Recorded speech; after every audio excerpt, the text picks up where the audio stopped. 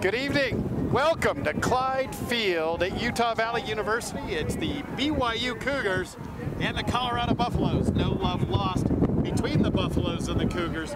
I'm Dan Matthews with Jordan Harris. I come from Colorado. So does he, but he went to BYU. That's right, that's right. Yeah, we're talking a little bit about last game, but this is really kind of the big rivalry of the RMLC now. For years, it was BYU versus Colorado State, and the past couple years it's kind of shifted, and this rivalry between BYU and Colorado is exactly as you said, no love lost between these two teams.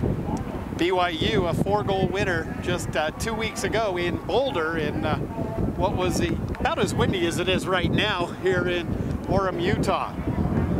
BYU has taken the field. CU huddled up on their near side. They're heading to midfield now, awaiting instructions from our officiating crew. Goaltenders tonight for Colorado. It's going to be Russell Riley between the pipes. Riley comes in with 93 saves on the season, saving 52.2% of the shots that he faces. On the other side, sophomore goalkeeper Dallin Hampshire. Hampshire, 178 saves, 62.7% at the save percentage. But even more important, he saves 22 against Colorado in Boulder. Yeah, that was the difference in that game. You look at a game that ended up being a 2-goal game between these two teams. That was really the difference, being able to get 22 saves for Hampshire when Colorado actually ended up having to switch goalies midway through that game. So that'll be something to keep an eye on tonight. Can Dallin Hampshire have a repeat performance in net? And can CU get a little bit more consistency out of Riley, who's filling in for an injured Jensen Makarov? Yeah, Jensen Makarov injured himself in game number 1 or game number 3 at Georgia Tech in the first quarter on the very first save of the game. It's been all struggle for Jensen since then. He's down on the sidelines with his team supporting the Buffaloes here tonight. Yeah, and that kind of makes their season even more impressive. If you look at the wins they've rattled off against a whole slew of ranked teams, they've done it all with their backup goalie, and you kind of wonder how many teams in the country could be able to pull off what the Buffs have done this year if they were playing with their backup goalie. Number 11, Jared Cotter, 5'10", 165 pounds, sophomore from Bingham Brighton High School. The last game between these two teams kind of came down to the BYU winning big in the fourth quarter, and CU put together a 4-1 run there in the fourth quarter. Ended a little bit on a down note for the Buffs with a procedure call before the last face-off that kind of iced the game for the Cougars. But they were charging back. They figured a few things out on the Cougars, it seemed like. They upped the pressure on the ride a little bit and started making it harder for BYU to clear. And they ended up coming back in that game and cutting a deficit of 5 down to just 2 by the end of the game. So they had to be feeling pretty confident coming into this game. It's been a beautiful day here in Orem, Utah for the RMLC Championships presented by Prodigy Network. You can catch the games on Lacrosse Talk Radio as well as LaxAllStars. Want to thank everybody involved with the tournament here in Orem for their hospitality during today's first day of the tournament. We're set at the face-off X. Broderick Vitale for Colorado. And he's squaring up against, I believe that's Connor Williams for BYU. Yeah, Connor Williams of the face-off. This will be a matchup to watch. This was one that the Cougars kind of won handily in the first half last week, or last game. And CU changed it around. 50 ground ball is going to be scooped up by BYU. Zach Burbage with it for the Cougars. He makes the feed to Chase Paulson. Paulson's going to carry through the top of the box, getting the touch for BYU. These are two teams that all year it kind of relied on the strength of their offense to be able to win big games. It's going to be the same thing here. He's going to be getting a lot of possessions and seeing how efficient their offenses can be. Severson carries near side wing, kicks it up top for Labrum. Labrum cuts across the top of the box. Nice defense there by Broderick Vitale, pushing him inside. Ball comes near side. Williams feeds Labrum back in the middle of the box. He'll kick it down low. Back up top for Labrum now. Labrum's going to be marked up defensively by Babin. So he'll dump the ball up to the top of the box near side. Severson fires one over the cage out of bounds. It's backed up by BYU. It'll be Westcott restarting the action for the Cougars. Yeah, and Severson's the guy you want to get shooting. He's typically a stronger shooter in his right hand than his left hand, so I think CU's going to be content to let him go down that left-hand alley as long as he's not rolling back into his right hand, which is really his strength. Labrum, top of the box. makes the feed behind the cage to Westcott, who bumps it all the way back up top now for Severson. Defensively for Colorado. Yeah, CU doing a nice job of keeping them all on the outside. BYU's had a couple shots, none that have been inside the defense, which is where they kind of had a little bit of problems last game. Labrum, feed goes downhill, and saves made by Riley, a big save. Beautiful kick save there. Kick save and a beauty, as they say in hockey. Heavy winds here in Orem. And one of the things that Coach Galvin mentioned to us before the game that was going to be a key was going to be the ground balls. You know, who's going to come up with the 50-50 balls. And right there, BYU came away with one that maybe could have gone either way. Severson dodges the far side alley, kicks the ball into the middle of the field for Westcott. He'll feed Bernal. Bernal marked up defensively by Pallets. Bernal gets inside, rolls. He'll take the shot, save made. That's big save made by the goaltender, Riley. And a great start for Riley. Yeah, great start for Riley. That's what you want to see out of your young goalkeeper. Last game, he kind of got shelled a little bit, ended up getting pulled at halftime, and tonight he starts off with several big saves. It's exactly the start you're looking for if you're CU. Buffalo's work to clear near side. Kean Reno gets pushed from behind. Whistle blows, loose ball push. You can see BYU being aggressive, and both of these teams use a 10-man ride. Both of these teams, you're going to see them be aggressive in rides, maybe more aggressive than the teams we saw play earlier. That's potential to be a big impact on the game. Sun setting behind us. Beautiful view of the Wasatch Range. Ball works behind the cage. Back up top for Reno. Reno will work it up top for Willows. Willows is going to look to go one-on-one with Johnson, or Williams. Willows feeds Esqueda, ball to the inside. Roach can't come up with it. It's BYU ball. Nice knockdown by Christensen there, Riley Christensen. He gets chopped out to the play, and he's down on the other side of the field. So we've got a BYU player down. I think we'll get a whistle here in just a second. BYU with possession in the offensive end, and we're going to have a timeout on the field for the injury. Looks like that's number 31, Riley Jensen, that's down for the Cougars. Picked up a ground ball and then got a check on the arm or the side right after, and he immediately went down. So we'll step aside, take a quick break. 10:56 left to play. First quarter, no score here in Orem.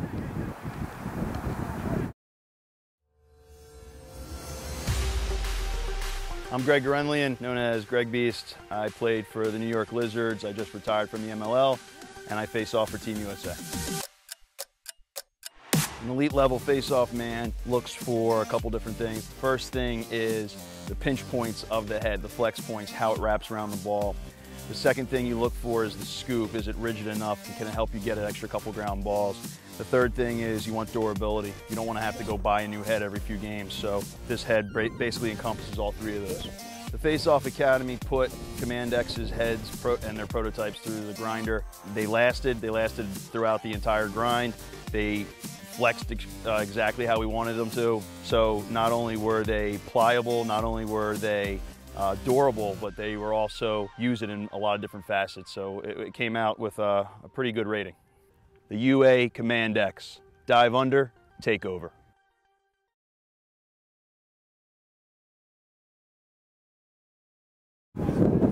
Welcome back, everybody. Dan Matthews alongside Jordan Harris. No score here in Orem, BYU and Colorado. Feed comes across the crease. Labrum's going to have to chase the ball down in the near side corner for BYU. It's the first run of the night for Tanner Johnson. Tanner had 5 goals against the Buffs when they played in Colorado, so he's obviously going to look for a repeat performance. Heads up, well, we got a 10. It's going to end up on the field. Goodbye, 10. Colorado players chase it down. Ball still live on the field. That's going to be a pass that goes out of bounds on the far side.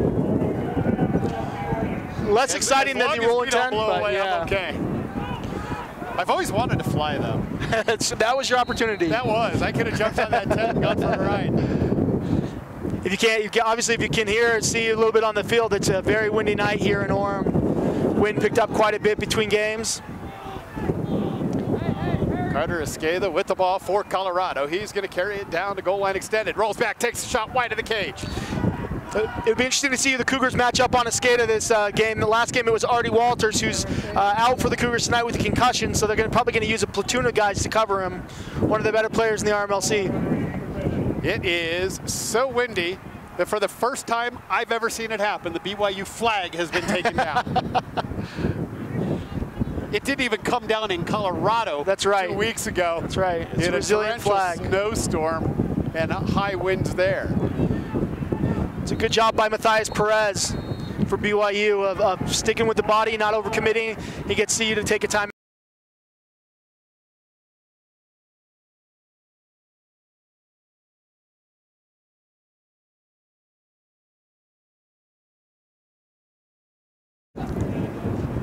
Welcome back to Orem, Utah, everybody.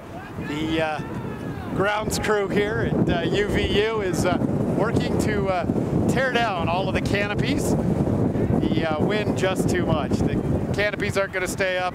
The high pods that the universities use are, well, at least BYU's is coming down. If that's a sign, that's not good, because Colorado's high pod's up. It seems like a good, a little bit better high pod over on the CU side. We'll give them the edge in the high pod game. High pod game goes to the Buffs. Esqueda will get the ball, goal line extended, far side. Looks like BYU may be coming out in a little bit of a zone here.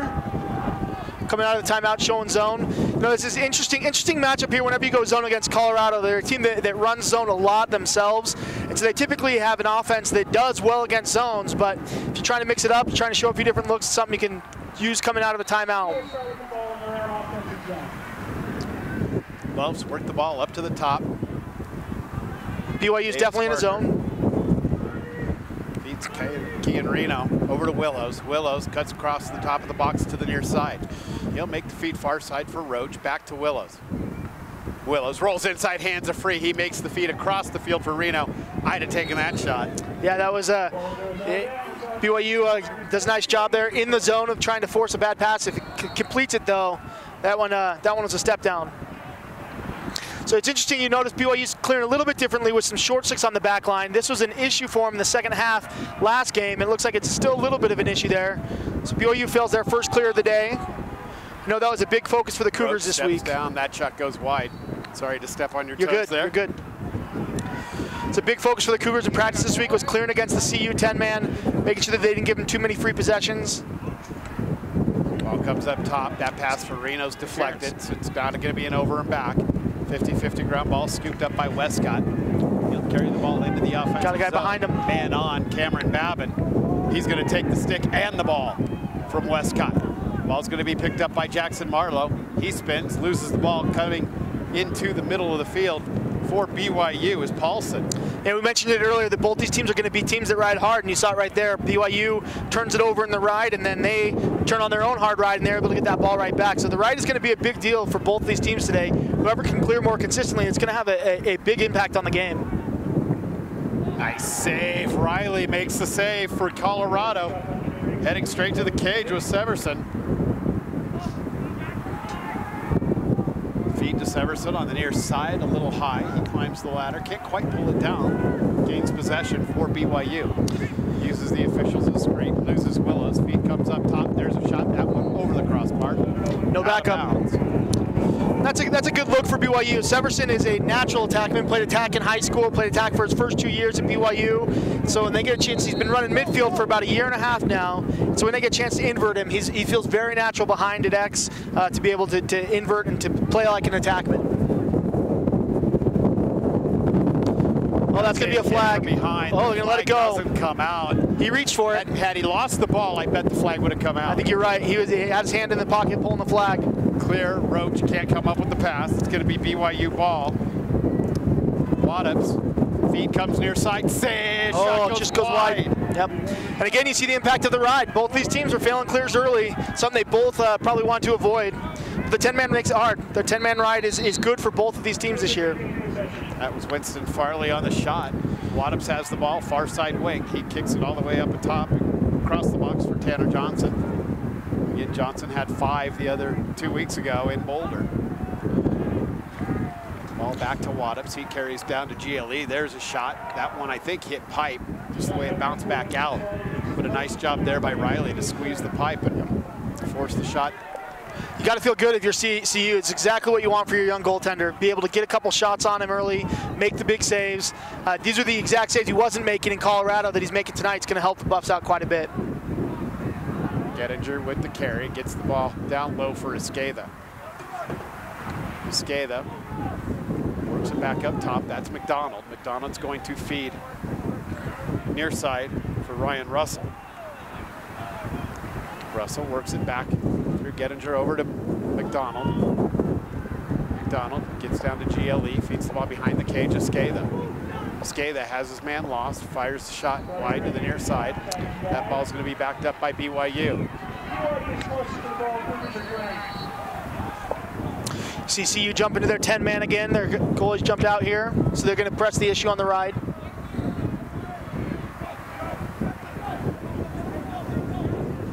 And there it is. BYU another failed clear. All away. That pass intended for Bernal gets away.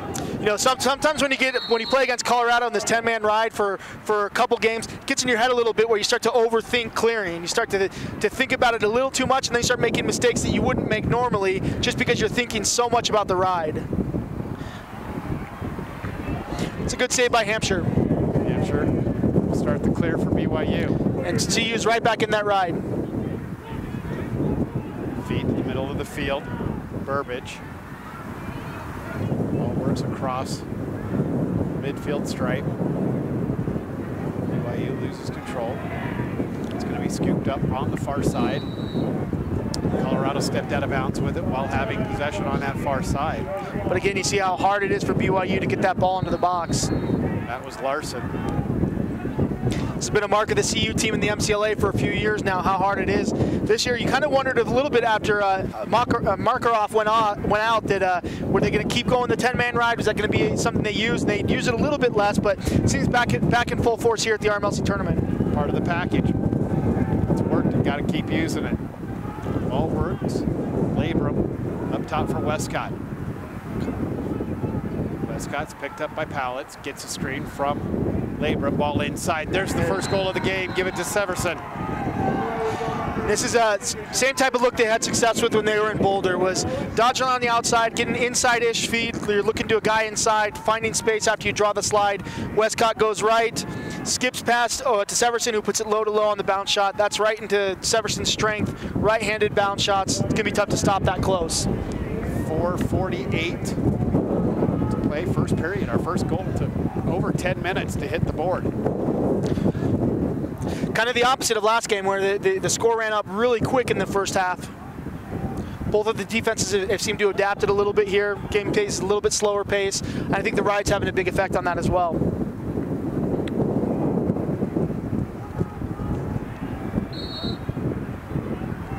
Back to the face-off X we go.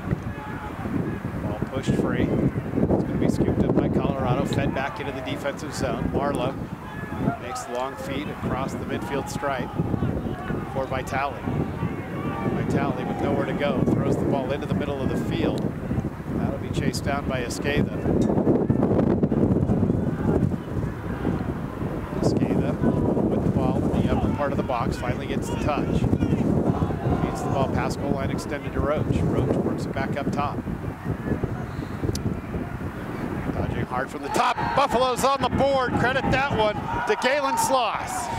And a great shot there. You got this grass. BYU's kind of a turf team. They play most of their games on turf. Use the grass to get a little bit of a bounce and beat Hampshire on the topside dodge there. A nice job. He just breaks it into the inside, takes a right-hand shot, stops, bounces it, and beats Hampshire for their first goal of the day. The moon coming up over the Wasatch Range, just off to our right. If that doesn't make for a great picture, I don't know what does. Head back to the face-off X, square at 1, 4:10 left to play. First quarter here in Orem, Utah. It's final game of the RMLC Championship semifinal round. CU's putting together a little bit of a run on face-offs. Pallets gets possession for Colorado, feeds it to Roach. Roach has the touch. Buffs will set the offense. Rapid ball movement for the Buffs. That's good to see. Working their feet hard and fast. Esqueda carries the ball back into the box, feeds it down low for Roach. Roach up top for Wharton. Wharton feeds near side Russell. Russell steps down. That one goes high to high, an easy save for the goaltender to make. Hampshire.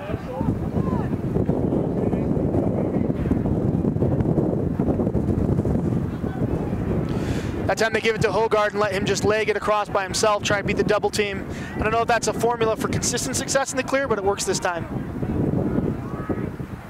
BYU with possession. Ball works up top now for Johnson. Johnson feeds across for Bernal. Bernal works it far side. It's going to come back for Johnson. Kicks near side now. Labrum with it. Labrum tries to work inside. Slide comes. Labrum gets turned back by the Colorado defense. 2:52 to play here in the first. It's 1-1. Labrum with the ball at the top.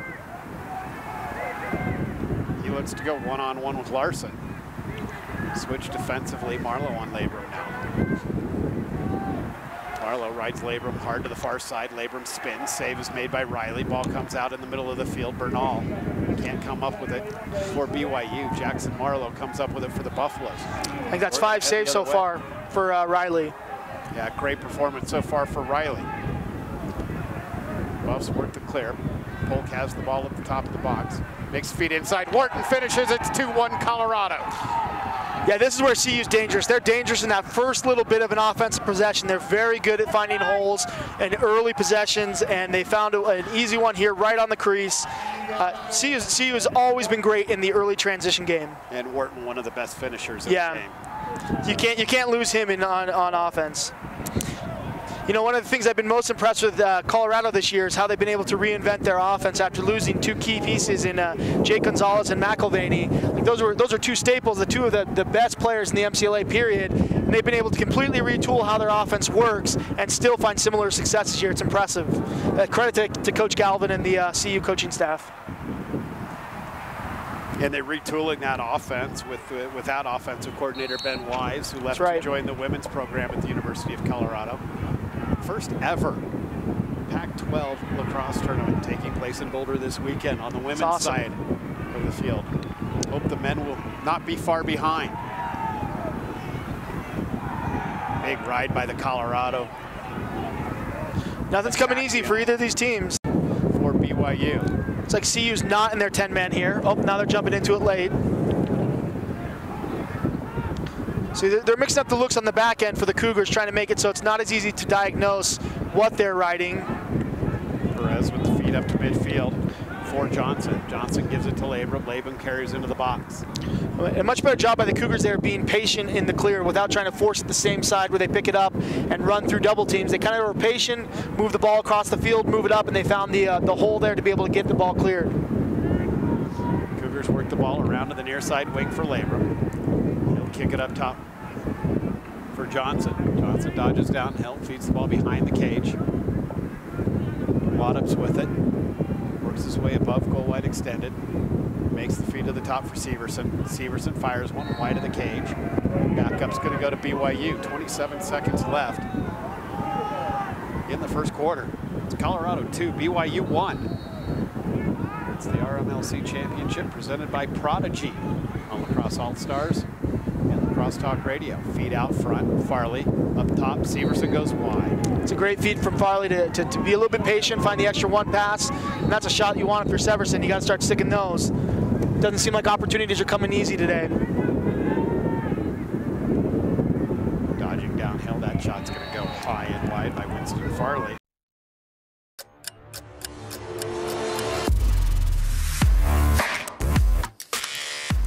My name is Pat Young. I started my college career at University of Maryland, Baltimore County and finished up at University of Maryland, College Park. I currently play for the Ohio Machine. The shaft is the Meso, and obviously when you look at it, it's got a really sleek look to it. Black on black is pretty smooth. Feel it, it's not too rigid, got a little bit of a grit to it. It's very durable, but it's pretty light. It's got a little bit of a flex to it, so it puts a little bit more on your shot.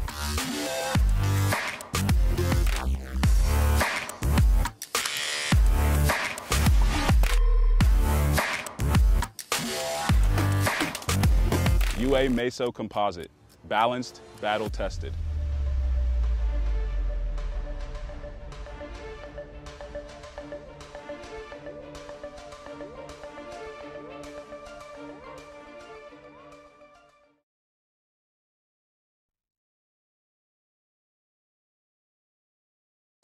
Welcome back, everybody, to a windy Orem, Utah. Thought I left the wind back in Colorado. It's been a windy spring back home. 2-1's our score. Colorado with the lead over BYU.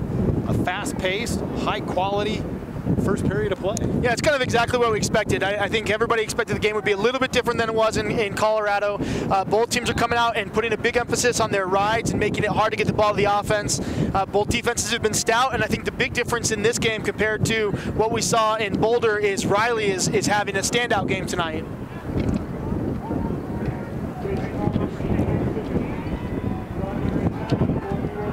Additionally, Broderick Vitale's been good at the face-off X. Yep. For Colorado as well. At least not giving up a clean, quick possession on the face-off.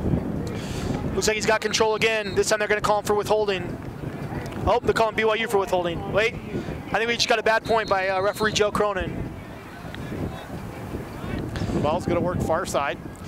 He's kind of been on the verge of that call all night. One of the rules of face-off, you can't hold the ball down with your stick. CU's been kind of close to that all night, and this time they get him on it. So it'll be interesting to see if that changes how they face off. Bernal with possession, feeds the ball near side Severson. He works it behind the cage now. Unforced turnover.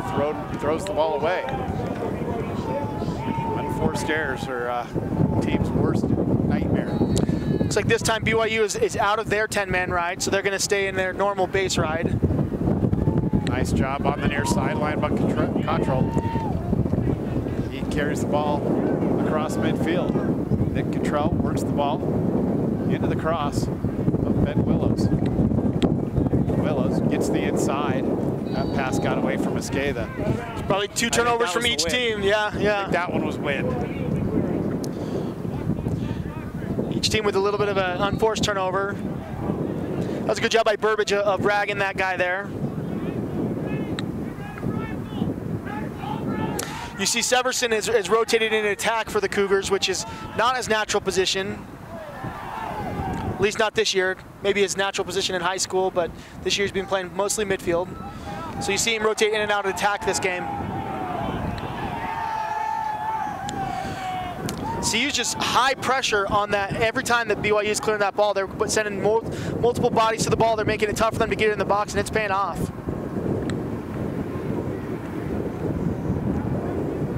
Polk with it for Colorado, carries down the goal line extended, works the ball behind the cage for Roach. Roach is going to dance on the crease behind the goaltender Hampshire. There defensively is Smith. Roach feeds the ball to Polk. That was a nice look for Roach to get the ball off to the near side wing. Polk kicks it up top. That's Willows. Willows will step back into the box. Carries down to the near side wing. Down to goal line extended. Makes the feed for Esqueda. Carter Esqueda works the ball to Davis Barker on the near side. Up top now. And back to Barker.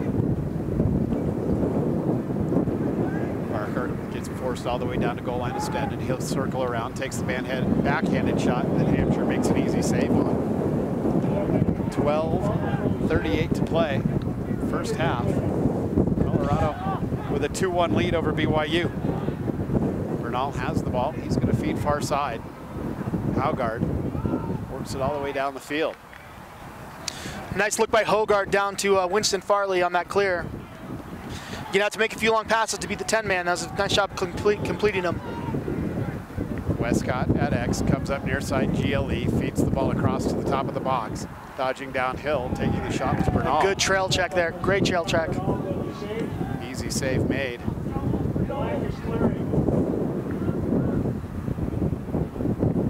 Ball works up the near sideline for Colorado.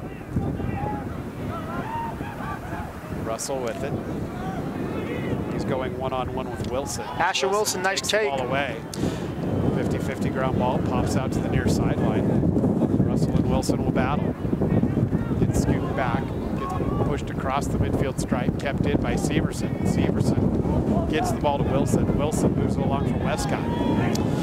That's a nice job by Asher Wilson. He's stepping in, filling in for an injury here at BYU, so it's nice to see a young guy stepping in and have that impact. Westcott inside, Severson scores. Great look. Great feed from Westcott there. Westcott to Severson again. That was the same formula for the first goal of the game.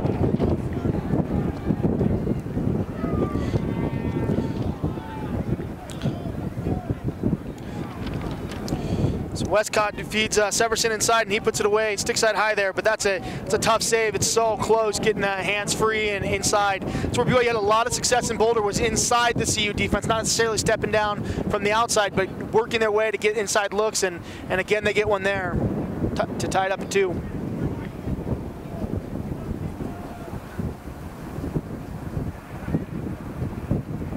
$11:23 left to play first half. 50-50 ground ball off the face-off. Lots of pushing and shoving. This ball's going to be picked up by the Cougars. Zach Burbage with it.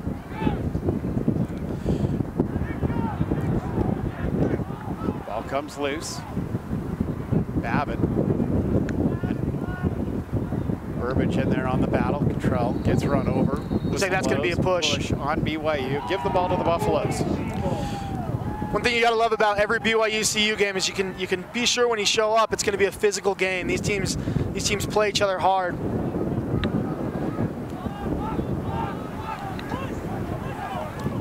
Nice pass by Sandman to McDonald. McDonald comes downhill, makes the feed. That shot goes wide. Scatha give the back up to Wharton. And you can hear the CU coaching staff saying, push it, push it. They're wanting to go in this early offense. They know that they're good there, and that's going to be something they're going to continue to focus on. Russell feeds McDonald near side. He's going to pull it up, feed it back to Russell. Russell kicks it up top for Neubauer.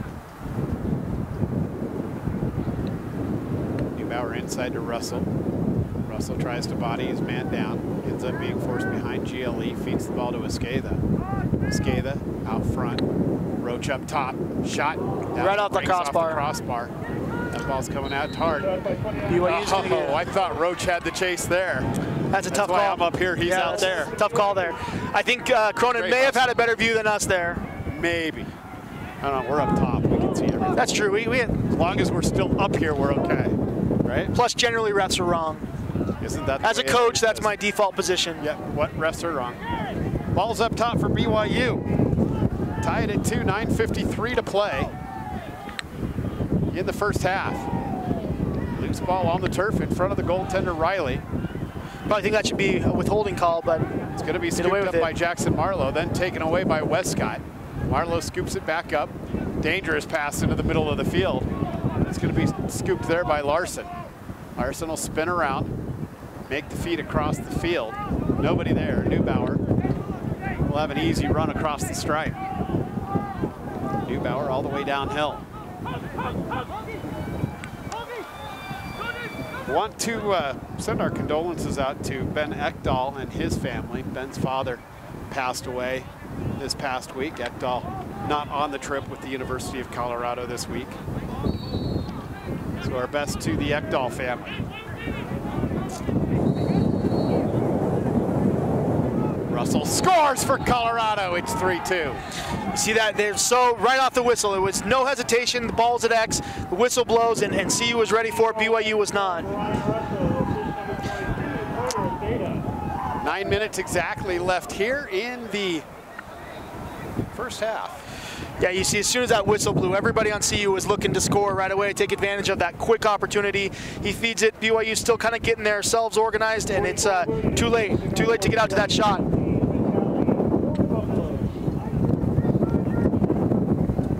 Whether you're tuning us in on Lacrosse All-Stars or Lacrosse Talk Radio, we're sure glad you've joined us tonight. Another instant classic being played here is my guess between BYU and Colorado. Over on our main station right now on Lacrosse Talk Radio, it's Drexel and Delaware. Last count, Delaware had an 8-3 lead. Timeout, BYU, 8:49 to play, first half. Our score, 3-2. Colorado. We'll be back after this. You only need to answer one question. Will you accept the challenge to become? No matter where you are in life, no matter your interests. From award-winning business and STEM to performing arts programs, there's a place for you. A place for you. A place for you at UVU. A place to engage, to rise, to succeed, to become.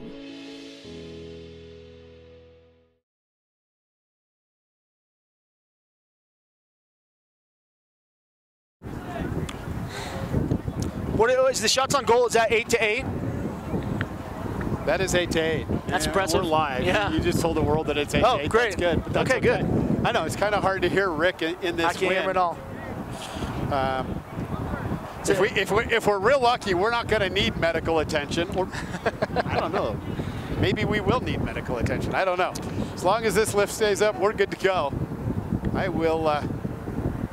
Look, if I'll call lacrosse in a raging snowstorm like I did last year at the RMLC, this is certainly better than that. I'll do it in the wind. What the heck? 3-2 is our score. BYU has the ball. Abram's going to be on the far side of the field and take the pass from Farley. Ball works behind the cage, Westcott. Westcott has Marlowe on him. Westcott is going to come near side. Now he'll draw the shorty of Jack Polk. So nice job getting that big little switch, but see if they take advantage of it here. So they like Westcott on short sticks. Now we're going to have Labrum working on Polk. Back to Westcott. Labrum sets a pick for Westcott. Ball comes inside. Riley is seeing the ball well. A huge save for Riley. Matches the heads. Level for level. Makes the save. Feed goes into the middle of the field. Blake Sandman with the carry for Colorado. Works it up to Davis Parker. Parker on his Buffalo. Feeds the ball back to Willows. Step down goal, Buffaloes! Yeah, a great job again in that early offense. You saw after Riley moved that ball, the Buffs got that ball down the field quickly, and they're attacking in that first 15 seconds of the possession every time. And they're getting great looks just like this. Step down, nobody on his hands, nobody even near him. He's able to take his time and step into that shot and let it go. Now that's Buffalo lacrosse at its finest. 7:53 to play first half. It's our first 2-goal lead of the game. It's 4-2 Colorado.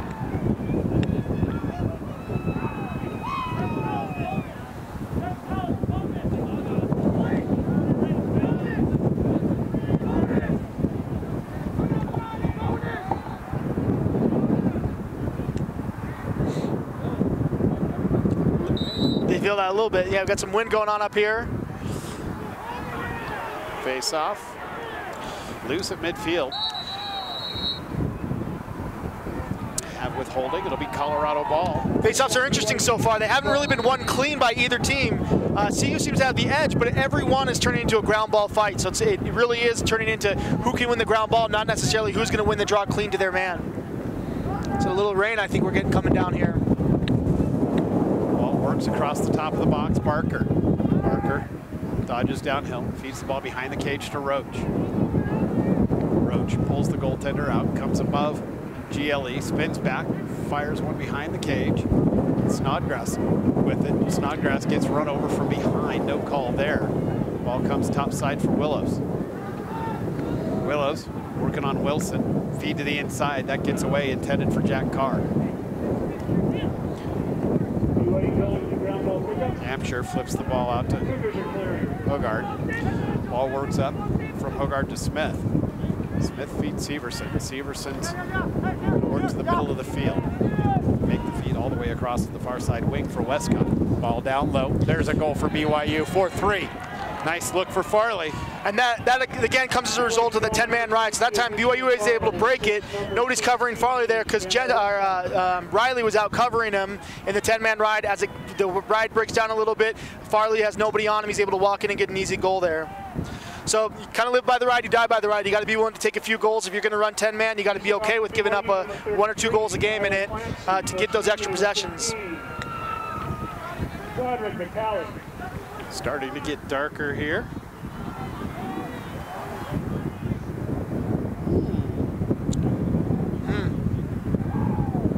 Happy to say my Denver Broncos have just taken Royce Freeman, running back from the University of Oregon. We know Royce can carry the ball. That's right. We play CJ Anderson. These faceoffs, every time it's just the same scrum, it seems like. That's our second withholding call. This one goes against Utah or against BYU. So every time it seems that faceoffs turn into that same scrum, it's a dogfight. Ball works near side for Roach. 4-3, Colorado with the lead. Snodgrass makes the feed to Carr. Carr was looking at Gettinger. Gettinger had a man right on him, so the pass wasn't made. Instead, it's dropped for Neubauer. Neubauer on the near side, carries down to goal line extended. He's going to drag his defenseman, Chase Paulson, with him. Moving pick. Shot. We're going to have a moving pick on Colorado. 6:08 to play. First half. Buffalo's 4, Cougars 3. BYU works the clear. Moving from left to right, if you're listening on your portable device rather than watching this one. And this time they're white trimmed in navy. This time CU stays out of the 10-man ride after giving up that goal. BYU has a little bit easier job clearing against the 9-man ride. Colorado in their all blacks. I love the All Blacks for Colorado now. I didn't like them so much a couple years ago when that number was also black. Well, the rules changed and they had to get their jerseys reprinted for it. That has not stopped a lot of teams. Yeah, welcome to the MCLA. Trying to get above goal line extended is Westcott. Ball comes loose. It's going to be scooped up by Marlowe. Marlowe will make the feed to Neubauer. Neubauer avoids the ride. Makes the long feed nice up pass. the field for Russell. Russell gets the carry into the box. He's going to go straight down Main Street. Down to goal line extended. Nice ride there. Severson, that shot on the doorstep by Roach gets kicked away by Hampshire. They're not waiting. They're just going. Every time they get that ball down the field, they're pressing it.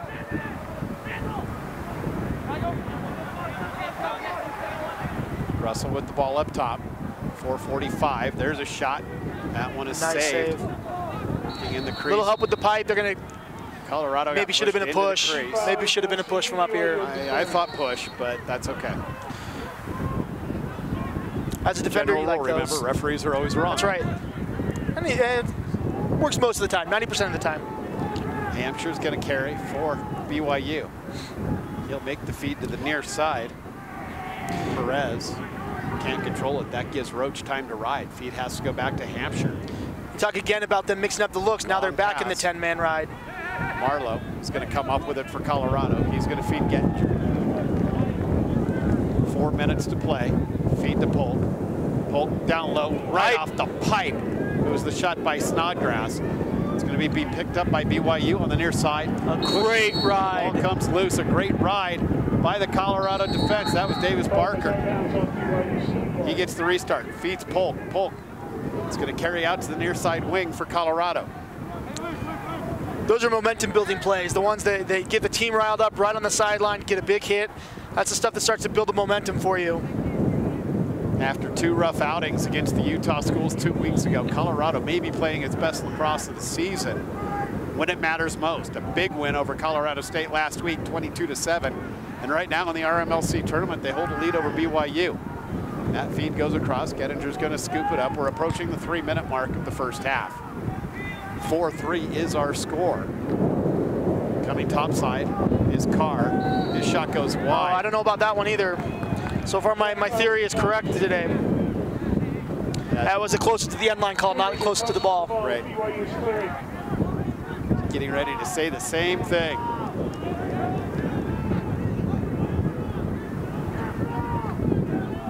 Hampshire walks the ball up for BYU. 3 minutes left to play in the opening half.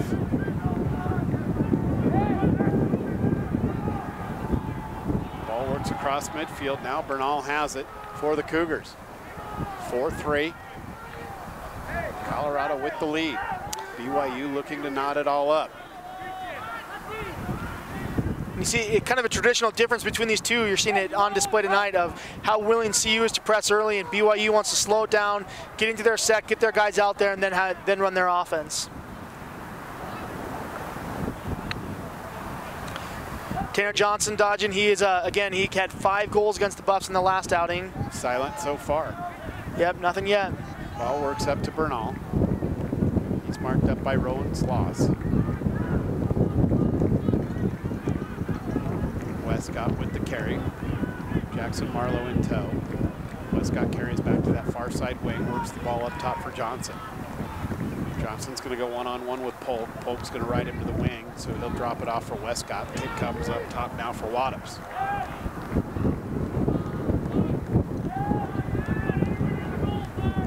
Waddups with the carry across the top of the box. Nick Cottrell on him. Timeout. Cougars. 1:43 left to play first half. They trail 4-3 at the RMLC Champion Tournament, presented by Prodigy.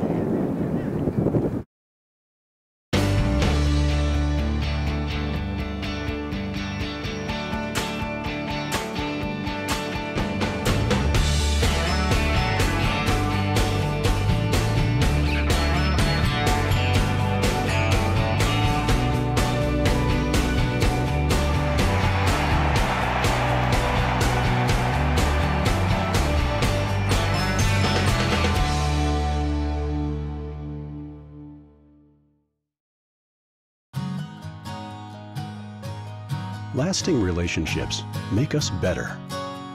We were both founded in 1876, and Colorado has grown with our university, and the University of Colorado has improved our state. Through every shared experience, we enrich one another, and will for generations to come. We are 4 campuses, united in making a difference.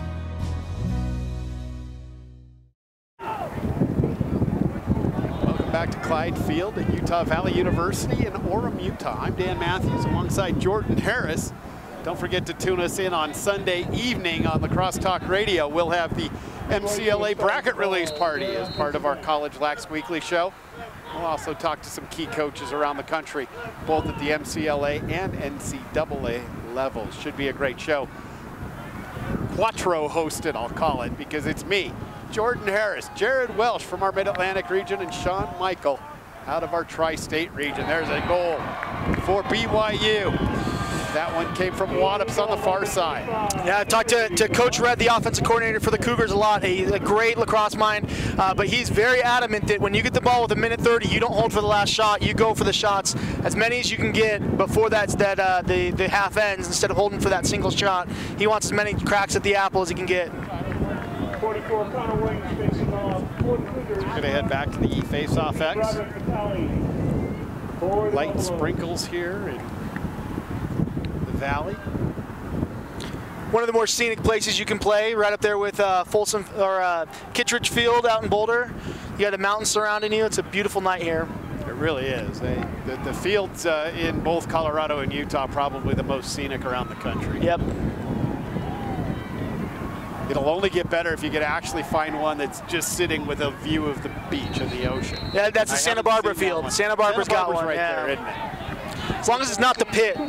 Nobody wants to play in the pit. 1 minute left, first half. BYU 4, Colorado 4. Ball's worked up to the top now. Bernal has it. He's going to feed Labrum near side. Labrum will give it back. Waddups gets fed by Bernal. Ball works inside now. Farley. Shot goes wide. There for the backup, Westcott. 45 seconds left to play first half. This is exactly why Coach Red always says you don't hold for one, because now you're going to get a chance to get 2 here. Ball comes near side, Farley. Down low now, Labrum. Labrum picked up by Contrell. Comes up to the top, feeds down low for Bernal. Bernal will wheel it back up to the top. He's got possession near side. Kicks to the middle of the field. We're at 20 seconds. Waddups far side, feeds it behind the cage. Westcott. There it is. Harry Waddups back-to-back goals. Same type of look too. Big momentum swing for BYU here the last 2 minutes. They go from being down 1 to up 1 with just 14 seconds left in the half. There's a big timeout there coming out of that to get a goal, and then here you have Harry Waddups again on the feed from Chandler Westcott to put the Cougars up for the first time in a little while here. 14 seconds left to play first half.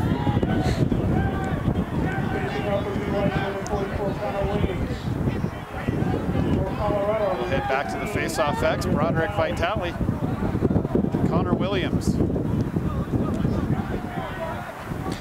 See if either team makes a move here to try and create some sparks, some transition here in 14 seconds. Vitale pops it out in front of him. Esqueda gets pulled to the ground. Williams comes up with the ball. Time's going to run out on the first half. BYU will go into halftime with a 5-4 lead here in Orem, Utah. at the RMLC Championships presented by Prodigy. We'll be back with the second half in about 10 minutes. You want a college experience, something that moves you here, moves you here. Yeah, we're down. Woohoo! This is the best classroom anyone could ask for. We just have fun out there and it's a blast. The U is the place to become passionate about the outdoors. Well, I did not see that happen. I didn't. Here. They'll rebound. Please be cool. Imagine you magic. Then do. The University of Utah. Take us up.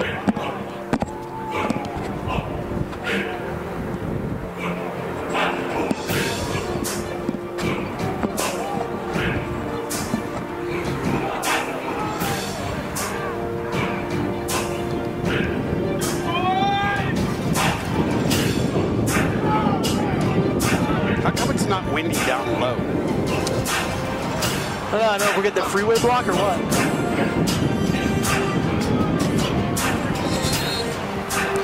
I think we're good.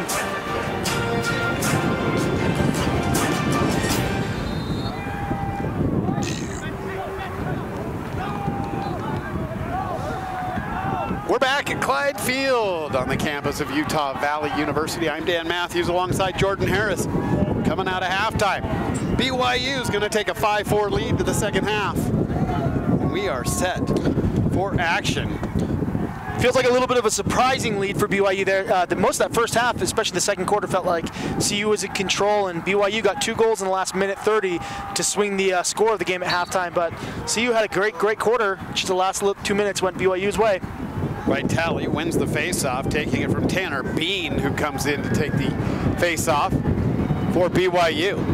Vitale can't hang on to it. BYU comes downhill, falling on the far side of the field is Labrum. There's a flag. Labrum takes a hard hit from Cameron Babin. Flags down on the field. Play's going to stop. BYU already 1 man down due to injury. Labrum down now. Yeah, LSM Riley Christensen looks like he's going to be out for the rest of the game. Took a shot to his ribs. Probably end up in x-rays, but he won't be returning today, and then Labrum just took another shot. Interesting on that first face-off of the second half, that was a new matchup for BYU. They haven't used Tanner Bean very much this year, but he comes out of the halftime and is able to win the first face-off for the Cougars.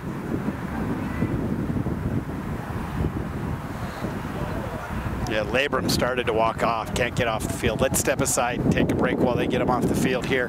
It's 5-4. BYU leads Colorado here in the third at the RMLC Championship Tournament presented by Prodigy.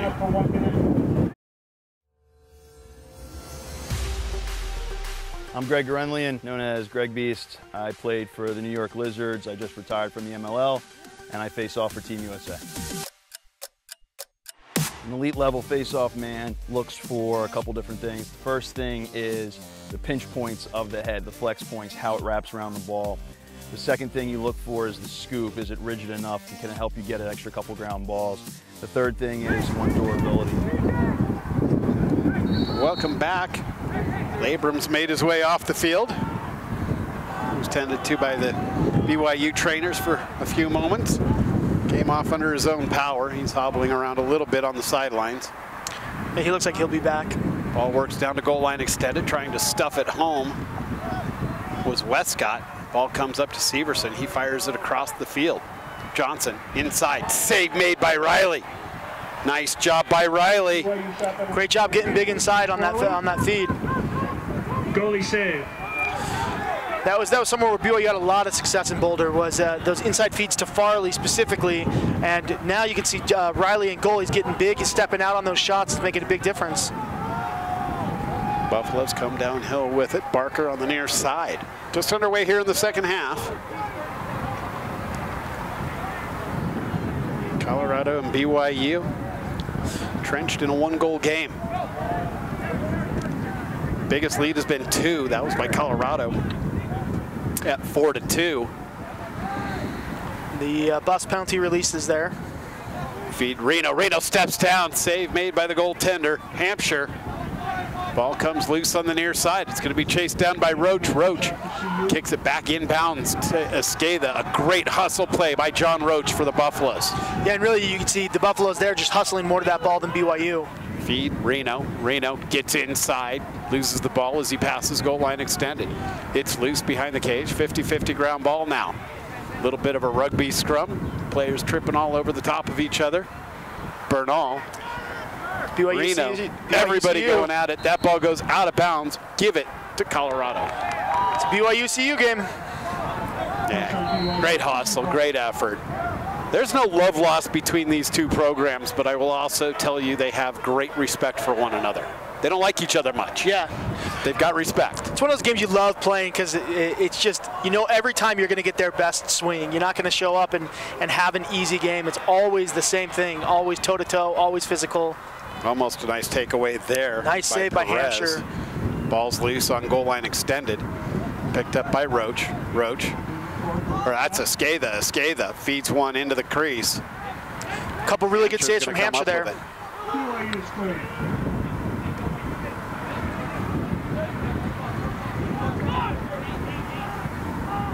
Plenty of sun and fun here in Utah this afternoon. An unforced turnover there for BYU.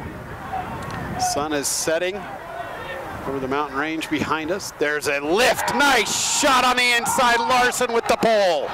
And again, you see CU is just so high pressure on that. Doesn't matter who's on the field, doesn't matter if it's long sticks, doesn't matter if it's their middies, whoever it is, they're going to push the tempo right after those turnovers they create in the ride, and it is getting them goals tonight. That's through 4 of their goals have come in that first 10 seconds of the possession, and this time it's a little Canadian backhand shot from their pole, and they tie the game up. You know, we talk a little bit about grass teams, who plays on grass, who plays on turf. These are 2 traditionally turf teams here, and you can see BYU slipping as they start to clear the ball. They plant, it's not the same as when you plant in turf. You got to do things just a slight bit different so you don't lose your footing, and on that last clear, BYU lost their footing, turned the ball over. Knotted at 5s early in the 3rd. Tanner Bean wins his 2nd straight faceoff. Loses the ball, but there's going to be a push on Colorado. Give the ball to BYU. Wind starting to die down just a touch, not much. BYU will work the clear. They're going to work it backwards through Cotter. Far side now, Perez. CU's not in their 10-man right now. So you can see a little bit more space for BYU to clear. They're offside. Yeah, BYU went offside on the clear. Another unforced error by the Cougars. Yeah, and that's hard when you're so focused on beating the 10-man and then you fail your clears against the drop 3-3 ride. Those are tough to swallow. Russell at the top of the box for Colorado. Spins, gets inside, bounces one off the pipe. That ball's going to go out far side. That chase is going to go to BYU. Nice hustle over there by Zach Burbage. CU on offense is having a lot of success breaking topside, so they're being able to get inside that BYU defense by taking some topside dodges, and every time they've ended up with a good shot. It's either gone wide or Hampshire's had to make a save or they've scored. Zach, the son of former UVU coach Bray Burbage. Ball's going to be carried across the midfield stripe by the Cougars. That's a nice hustle play by Johnson. Works it behind the cage to Westcott. Westcott feeds Farley near side. Farley's going to kick it up top for Waddups. Waddups spins, makes the feed up top for Paulson. And spin it back around the other direction.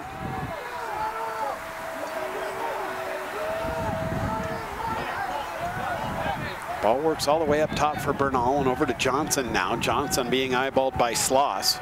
Feeds the ball back to Bernal, and that pass is going to get away, roll out of bounds. It'll be Colorado ball.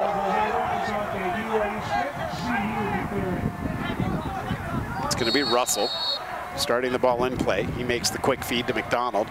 Early offense for the Buffaloes. Here goes McDonald, circling around the cage, works it behind to Esqueda. Esqueda feeds Polk far side. Polk dodges to the far side wing, down to GLE, makes the feed to Roach. Rapid ball movement.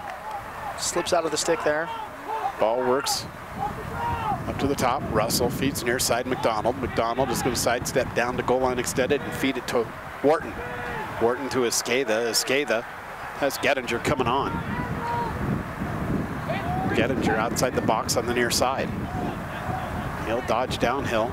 Feeds the ball for Esqueda. Esqueda can't control the pass. An unforced error. BYU ball.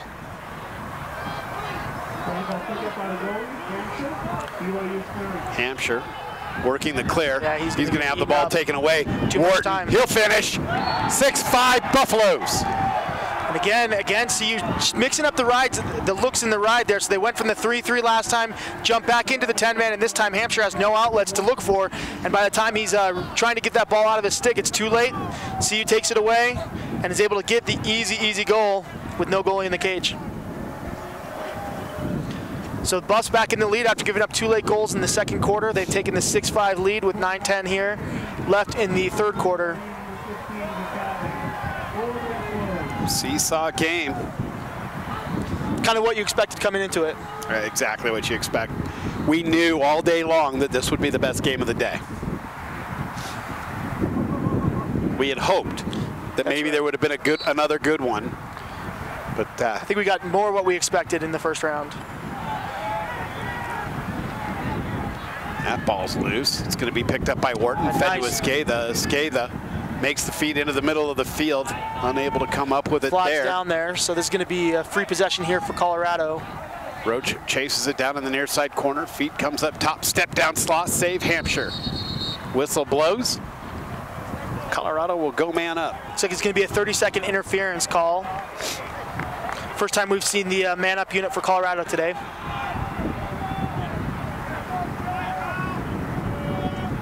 And you just got to love it as a lacrosse fan watching this game, just to see, doesn't matter what the situation is, CU is going for it. They are just a high-tempo team, and it's fun to watch. It's fun to watch them every time that ball comes down. You can expect that they're going for the goal super quick, and they're going to go for it every time, and it makes it fun for a fan. Ball's going to start near side Snodgrass. He'll feed Carr at X. Carr works at far side for Wharton, up top Reno. Ball circles around once. Now Roach is going to come and get it. Roach will feed Carr. Carr. Esqueda, upper right 90. Great movement. That was that play happened on the movement behind the ball there. They had a nice exchange. It's also with the seal pick that sprung Esqueda, and he just sticks it in the top right corner on the low to high. That was a beautiful man-up play. You may not be able to see it here on the replay, but there's a movement on the inside that sprung him, and that's just low to high, top right. That's a tough shot to stop. 3 unanswered for the Buffaloes to start period number 3. They've taken another 2-goal lead here in this one at 7-5. Yeah, and as we mentioned, BYU had that kind of great last minute and a half, but outside of that, the second quarter, the Buffs really were in control of most of that second quarter, and so they've kind of continued that trend here, but they're sticking some shots to be able to put up 3 straight on the board to start the second half. Tanner Bean wins the faceoff again for the Cougars, so that's a nice change for the Cougars. Yeah, nice job by Bean. Ball works back for BYU. And how can they clear it? That's been their Achilles heel here in the second half. The inability to clear comes up to Johnson. Johnson being ridden hard on the sideline. He'll beat Polk and get the carry into the box. Had an open net there. They choose to settle it down. Fed to the backside now. Bernal has it, marked up by Cottrell. Feed goes down low. BYU works it back up top, Severson. Severson kicks it near side, Waddups. Waddups has the last 2 goals for the Cougars.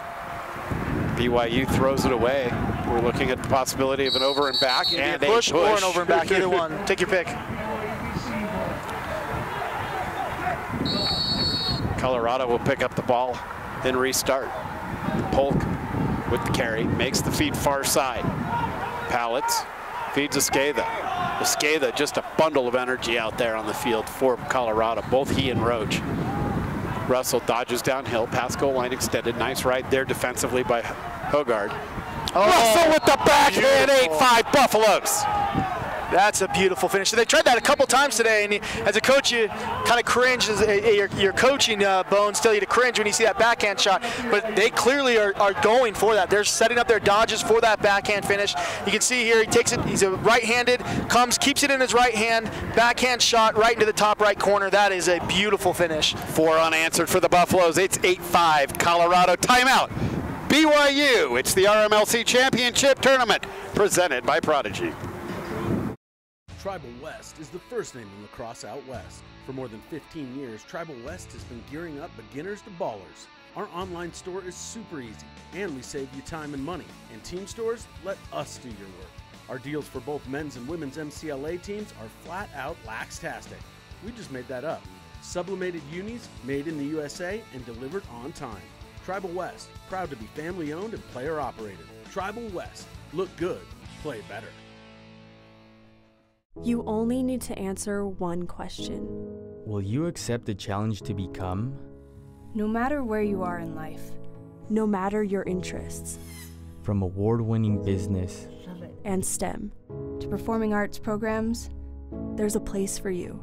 A place for you. A place for you at UVU. A place to engage, to rise, to succeed, to become. We're back at Clyde Field at Utah Valley University, the base of the Wasatch Mountain Range here in Orem, Utah. The moon's risen up over that range, a beautiful sight up above us. Great lacrosse action down below us. The Buffaloes have rattled off 4 in a row, and they're playing Colorado lacrosse here in Orem right now, and I think it started last week against Colorado State. Yep, this is, I mean, if you're the Buffs, you couldn't ask for a better start to the second half. And it's interesting they're getting this 4-goal run without winning a single faceoff in the second half. So part of that's the ride, part of it's the defense locking down and Riley making some big saves. But they've been able to come out and take a 1-goal deficit and in half a quarter turn it around to a 3-goal lead. Midway through quarter number 3, back to the faceoff X. BYU's been winning faceoffs. Trayvon Hamlet in there for Colorado to take this one. Loose ball's going to be picked up on the near side wing by BYU. Williams loses the ball after he crosses midfield. 50-50 ground ball now.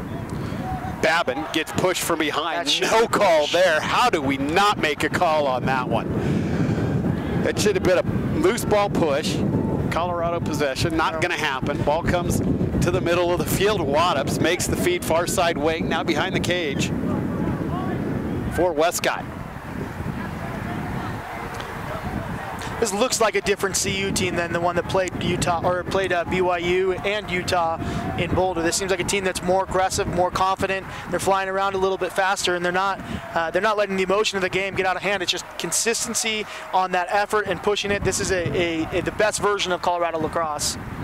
Yeah, and maybe the best they've played all season. Colorado's had a lot of 1-goal wins, but you know what they say, it's not how you start, it's how you finish. There's a shot on cage from the top. Nice look for Severson. Yeah, and Severson, that's one that he doesn't get as much in his left hand. He's typically a strong right-handed shooter, but he's had a lot of success on these low shots no matter which hand he's shooting in today. And he breaks the Buffs run there with a nice dodge on the left-hand alley and puts it opposite low. That's a great placement shot if you're trying to beat a goalie. BYU deficit cut to 2. Send Vitale back out. Square off against Bean.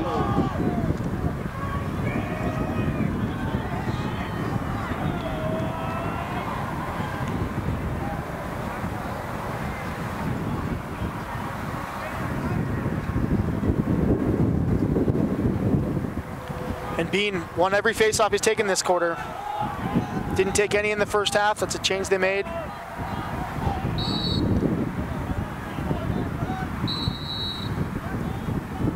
Now got a withholding on Bean this time. So that time he clamped the stick head down of CU, and that'll give them possession. Sloss carries into the box for Colorado. He's going to feed Carr. Carr will bring it back up top. Makes the feed for Snodgrass, flipping to Neubauer. Neubauer picked up defensively by Hogard. Rolls down to goal line extended, gets a push, took a shot in this hip.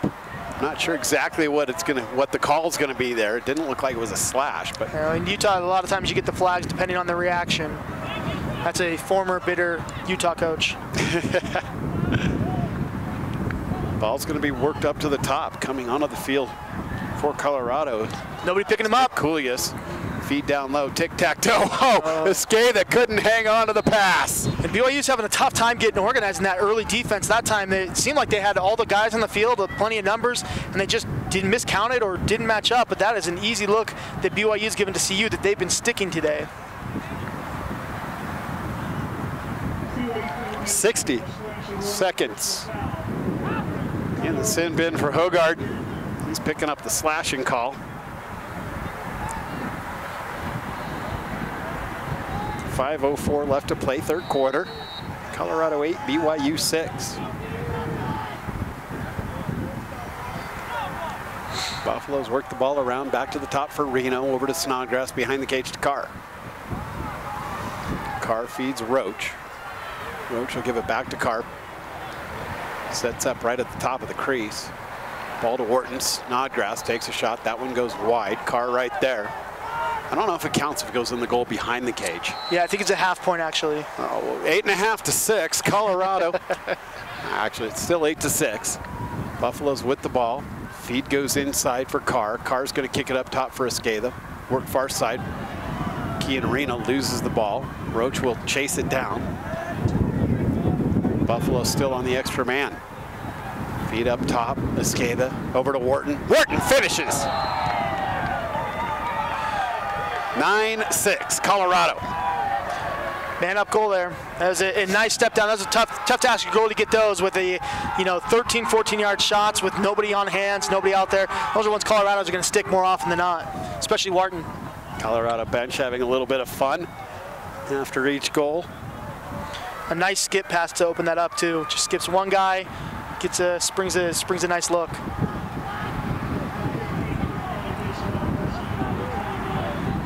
So CU push their lead back to 3, largest of the day.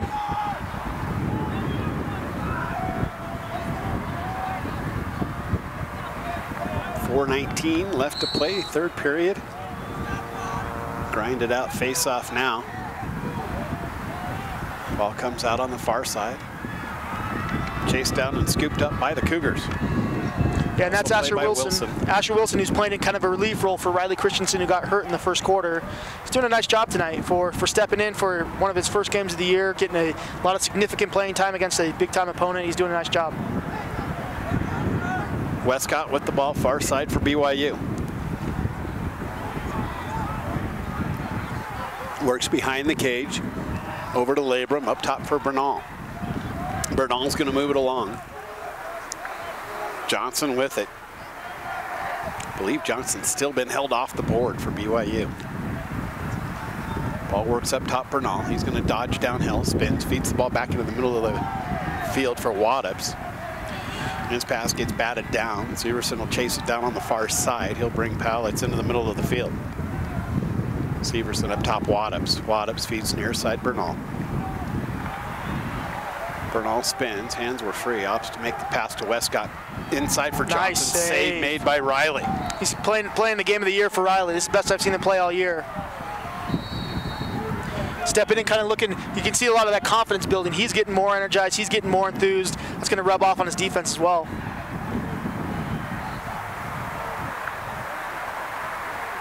Feed comes up top, Johnson can't hang on to it. Textbook man ball for Colorado. Ball comes loose on the near side. Cottrell tries to scoop it up, can't. It's going to come loose for Waddups. That was not Cottrell. I lied, that was actually McCarty. Cleveland McCarty seeing some extensive playing time now.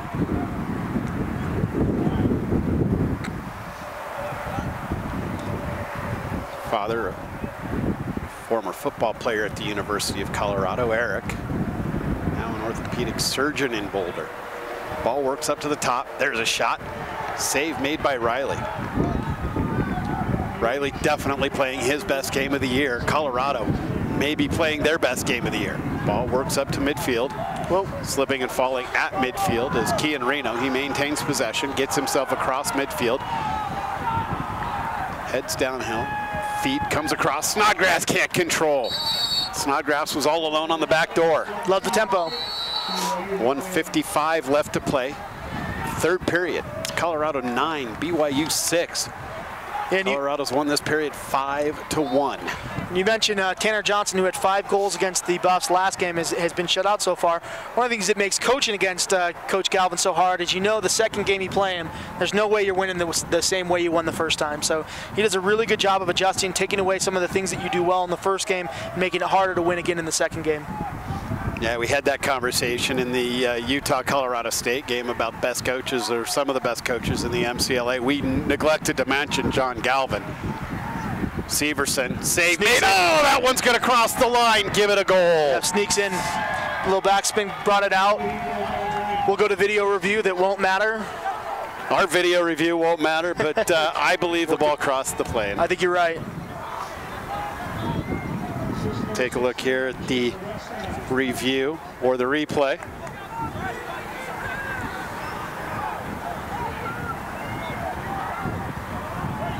Severson goes low. We can see the backspin. That ball just crosses the line. Just barely. Riley did a great job pulling it out, and it has to completely cross the line. That's right, all the way. Just like a hockey puck. Yeah, and you mentioned best coaches in the MCLA. I don't think you can really start that conversation without Coach Galvin. One of the most consistent. Face-off win, BYU. They trail by 2 at 9-7. Approaching the end of the third quarter here at Clyde Field at Utah Valley University in Orem, Utah. Script's been flipped here a little bit, and this is kind of feels a little bit like the game in Boulder, but the opposite, where BYU is in control the whole game, but CU is never really out of it. Kind of feels like CU's been in control most of this game, but BYU's been able to stay right there within a couple goals the entire game.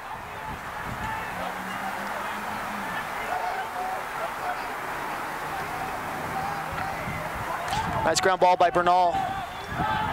Bernal scoops, 30 seconds left. He carries into the box. Get a possession, or failure to advance. Failure to advance. Bernal did not get it into the box in time. Sloss. See the Buffs push it here with just 20 seconds left in the quarter. Sloss loses possession of the ball, gets it down behind goal line extended. Feed goes to Escada, now up top for Russell. Russell dodges, takes the shot. That one finds the back of the net. 10-7 Colorado. Looked like that one may have bounced off a Cougar to redirect into the net there. I don't think that one was on target when he shot it, but it bounced off. It's like a little hockey redirection inside. See on the slow motion here. You can't really see, but I think it was going wide. It redirected, bounced straight in. If you're Colorado, you'll take them how you get them. And you'll extend your lead to 3. 10 seconds left to play in the third. Tough to beat a team twice, especially in this league. You talked about it during our last game, that with BYU Colorado, the winner of the regular season matchup hasn't been winning the tournament game. That's right. BYU's won the RMLC championship the past 2 years and beat CSU CU in the final both those years. But CU actually won the game in the regular season, and so you kind of got a flip script here. BYU wins the regular season game, and CU comes out looking strong here in the RMLC semifinals. It's tough with these two teams. They know each other so well. Time will expire. Vitali's down on the field, injured, a little bit chippy.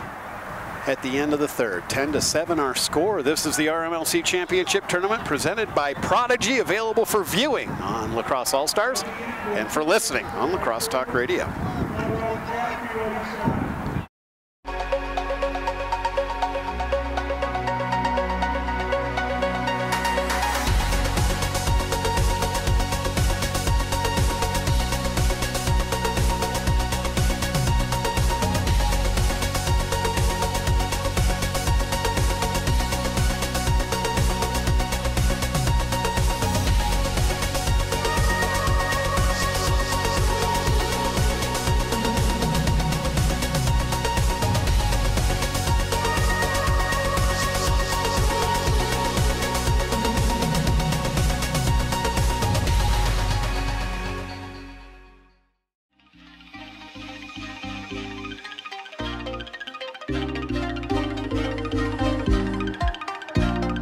My name is Pat Young. I started my college career at University of Maryland, Baltimore County and finished up at University of Maryland, College Park. I currently play for the Ohio Machine. This is the Under Armour Banshee. It's the mid-level lacrosse cleat. What I like about it is it's got a low cleat feel, but with the protection of a mid to high cleat. I'm usually a guy who likes to protect my ankles, but I don't like to lose the mobility and feel like I'm wearing a heavy cleat.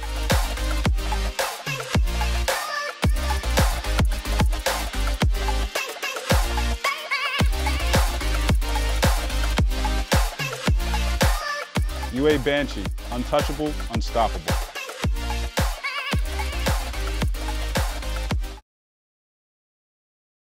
Back to Orem, Utah, everybody, ready to start quarter number 4. It's the Buffaloes 10, Cougars 7. Buffs came out at halftime and stampeded their way to this 3-goal lead, outscoring BYU 6-2. In the period, BYU gets the opening face-off of quarter number 4. Labrum slips and falls.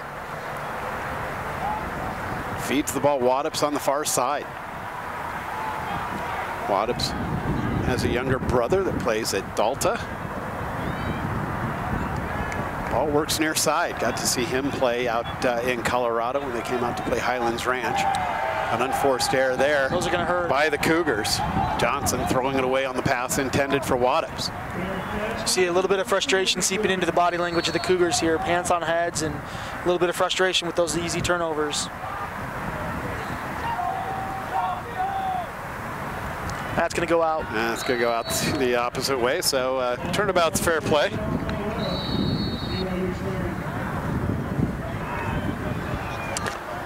Some of the Cougars appear to be a little bit gassed, taking seats on tables and training tables. I'm not seeing that on the Colorado sideline. Yeah, you're right about that. Ball works all the way up to the top. You feel a little bit more energy from the Colorado side here. The team's chanting, they're kind of getting their team ramped up. You don't hear as much of that from the BYU sideline right now. The BYU sideline's gone pretty quiet. It's not usually a sideline that's quiet. Dodging downhill, Severson's shot goes wide. 13:38 left in quarter number 4. Buffalo's out shooting BYU 21-17. And Severson's had a great night tonight. You got to keep trying to get him the ball. He's had a lot of success against Riley. Johnson makes the feed behind the cage. Comes near side for Waddups. Waddups closed out the first half with 2 goals from that far side wing. Right now they've got him playing near side. Farley makes the pass near side for Westcott. Westcott will dodge downhill. Makes the feed behind the cage for Labrum. Labrum being worked over by Larson. Feeds the ball to Johnson. Farley, flip pass. That shot is going to go wide. That's too far out. Get style points for that pass, though. Hey, you made it harder than it needed to be, but at least it got there. A little over 2 minutes gone by here in quarter number 4. Colorado with a 3-goal lead. Farley makes the feed far side down to goal line extended for Waddups. Back up top Severson. Severson beats his man. Slide by Marlowe. That shot pushed aside by the goaltender Riley. Waddups will come up with it. Feeds the ball near side for Johnson.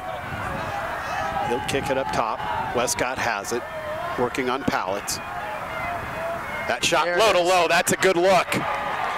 BYU's having a lot of success. If they're beating Riley tonight, it's been on those low looks, getting him opposite side, off stick side low. That's where they've had a lot of success on Riley. And this one here from Westcott, he gets a little bit of low to low. Great placement on it, and that'll cut the lead to 2. Nice shot by Westcott. They're kind of inverting the offense there a little bit. Westcott's more naturally plays a little bit more behind at X, and this time they flipped the script.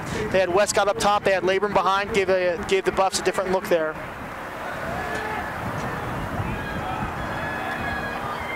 (12:16) left in quarter number 4. It's a 2-goal game here in Orem.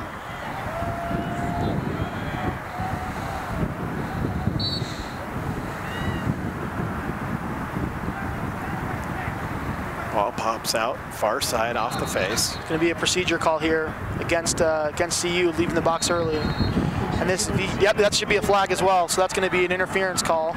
I guess a delay of game call. Didn't let him get 5 yards away after the whistle. So the Cougars are going to go man up here. There's going to be a second one. So the Cougars slash might be on the same player, so that might just be a longer penalty, not 2 men down. 11:53 to play, quarter number 4. Might be maybe 2 pushes. Anytime a flag's down, if you get a push, whether it's loose ball or not, it's an automatic flag. We'll see what they call here. Yeah, he's going to call a slash for one of them. It's going to be a push and a slash. And they're going to be 2 men down, it looks like. 2 men down. That's tough.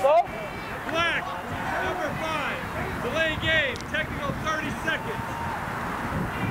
Black, number 31, slash, 1 minute. So slash and a delay of game is going to give the Cougars a 2-man up opportunity for 30 seconds, and then a 1-man up opportunity for an additional 30 seconds on top of that. Blake Sandman picks up the delay of game. It's Mitchell Scott picking up the slash. 2-man advantage for 30 seconds here. There's a shot on Cage. Riley makes the save. He can hang on to it, works the ball up on the clear. Yeah, and that's not the shot you want. Two men up, that's not the shot you want to settle for. Cottrell makes the feed to Reno. Reno gets the touch for Colorado. Buffaloes will kill off penalty number 1 with ease. Reno in the far side corner. He's being doubled along the end line. He's going to rocket the ball across the field. I'm calling him out of bounds, I'm guessing. Ball will go back to BYU. So the BYU coaching staff's upset about something there. It looks like they may have released early. At least that's what the BYU coaching staff is claiming. You see 3 men here collapse on him. That's going to be tough to clear. That's going to be another push. Flag's going to come down. 30-second push coming up against Colorado. 11:01. Colorado is kind of self-destructing right now. Well, you know, giving BYU every chance they want. You know, as a coach, if you're gonna make your stamp, you're gonna stamp it and say we're gonna be aggressive. Then you gotta live with a few penalties every game, a few aggressive penalties, because it's paid dividends earlier in the game for them to be able to use this aggressive attitude and tempo to cause a ton of turnovers. Now you get a few penalties go along with it. You'll take a few, but hopefully not all in the fourth quarter. Exactly. So it's a 2-goal lead for the Buffaloes. There are 11 minutes and 1 second left to play in quarter number 4.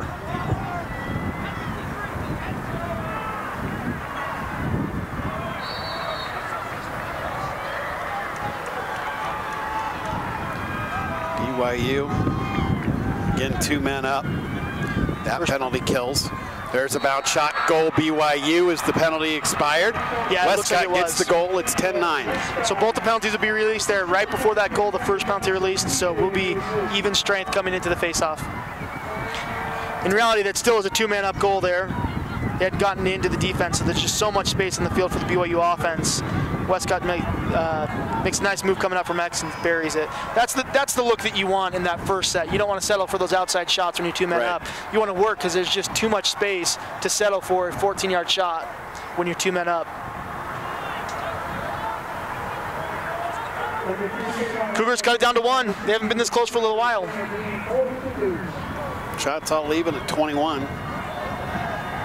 Trayvon Hamlet back to the X for Colorado.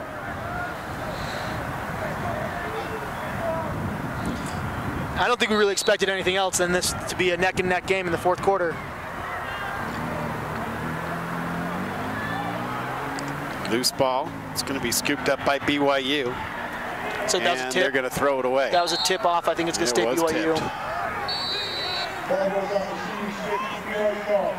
Waddups with the restart. BYU getting a little bit back of that motion we talked about on the sideline. The sideline looks a little bit more lively here.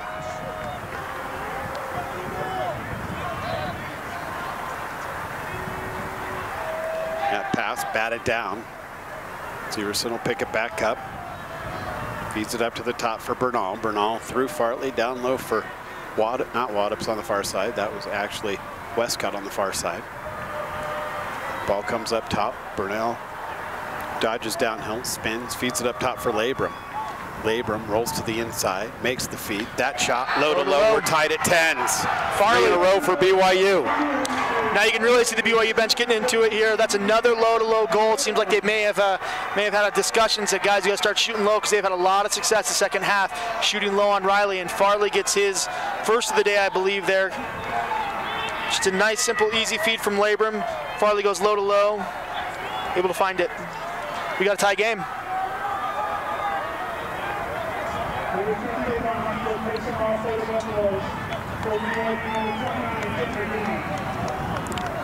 Galvin rallying the troops over on the Colorado sideline, telling them to keep it up. Just need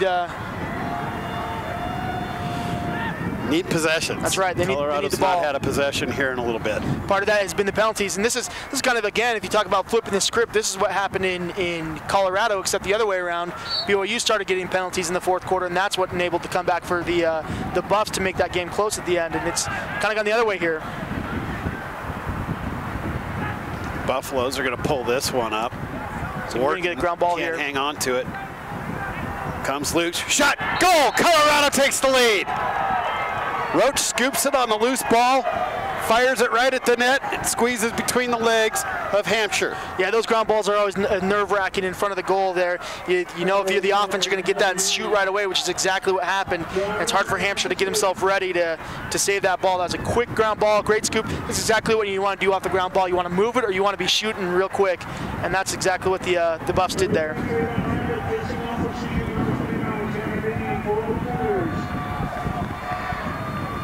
So Colorado regains the lead at 11-10, 9:38 to play, fourth quarter. You would expect nothing less out of BYU, Colorado. Exactly, this is the game we expected.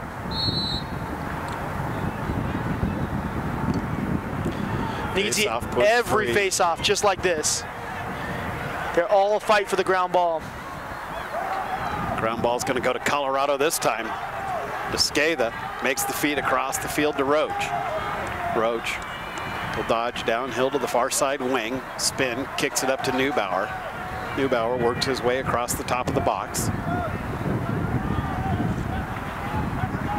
Feed for Esqueda, now over to Russell. Russell down the left-hand alley. That one was looking for far side pipe. I like the placement. That's good placement. You put it opposite side. If you miss, it's going to go wide. Don't put it right in the goalie stick. It's a good shot. Roach on the restart. Ball comes up top near side. Russell. This is the first offensive possession, a real sustained offensive possession that we've seen for the Buffs this entire quarter and maybe even a little bit into the third. Kulias makes the feed to Wharton. Wharton to Esqueda just above goal line, extended on the near side. He'll carry it up the near side of the box. Gives it to Neubauer. Neubauer down to GLE. Pops back up. Kicks it to Kulias.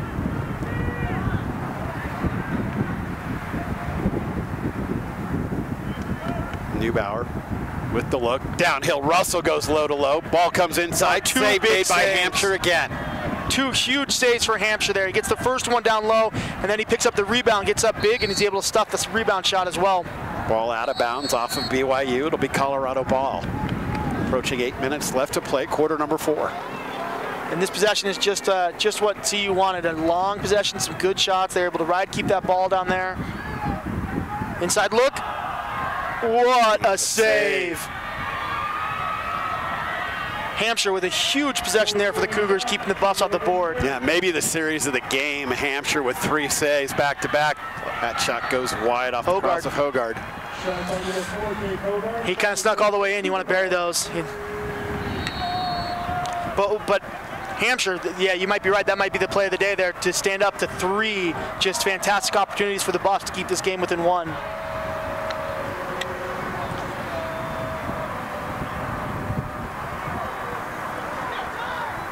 Ball works behind the cage, Farley.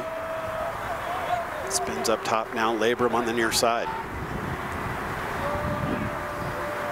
Labrum will spin, dish for Waddups. Ball works inside, save Riley, big save on Westcott.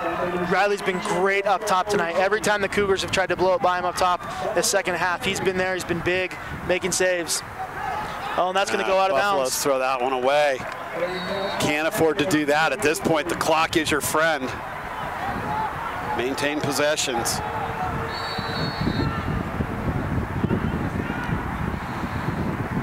Ball works into the middle of the field. BYU on the clear. Cotter. See you pulling a little bit of the pressure off on the ride there. They don't want to give up an easy one here to the Cougars. They'll make them earn it. Severson works the ball behind the cage. goes far side now up top for Johnson. Johnson's going to give it up to Bernal. Polk will come out and match up with Bernal. Slide comes. Feed goes back up top. Waddups. Good ball movement by BYU. Forced down to behind goal line extended on the far side. It was Westcott. He'll give it up to Severson. Severson's going to come above GLE, makes the feed. That shot outside. Off the outside of the net. A lot of people thought that was a goal. It's amazing how when that net moves, it's got to be a goal. Great clear by CU. Get that ball up early, get it out. Feed comes across. Barker step down save made by Hampshire. 11-10 is our score still. At midfield, Johnson with it. No numbers here for BYU. We'll see if they push it anyway. 2 on 3. Feed comes all the way up top for Waddups. He'll work it back up top. BYU will slow it down. And Hampshire has been great tonight down low on those shots. So every time that CU shot low, Hampshire's been doing a great job getting low and making those saves. Westcott carries behind GLE. Makes what the a dodge, shot. Scores just above GLE on that goal. 11-11 is our score. And a great job getting your stick wrapped around there instead of just taking that low angle shot, taking the extra half a step, snapping those wrists, getting that ball wrapped around. See Riley trying to get big there, just got up a little bit late that time. Westcott gets the goal to even it up for the Cougars. This game is neck and neck. You look at shots, we got 25-24 in favor of CU. Faceoffs have been pretty even. This game's 11-11 and we've got 5 minutes left. This is, like we said, instant classic.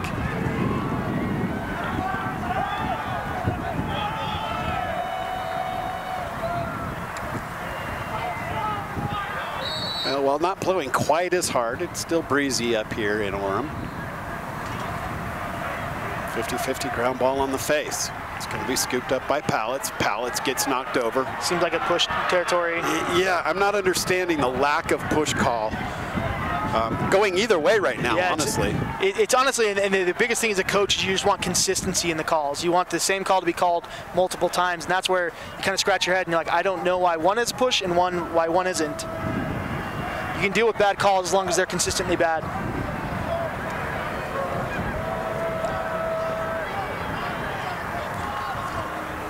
4:44 left here, 11-11. Severson with the ball behind the cage. He's going to go to work on Polk. Save made Riley. Riley has come up big when he's had to. 4.5 minutes left in the fourth. Ball works near side. Comes up top for Coolius. Coolius cuts to the inside, works the ball back. Wharton, or not too long pass. That's going to go. It's going to end up out of bounds in the corner. BYU ball. So the BYU ride really gave Colorado fits. Yeah, it was actually a pretty good read. He had a guy wide open to the top of the box. The pass just wasn't there. He made the right read, saw the right look, just couldn't get the pass there.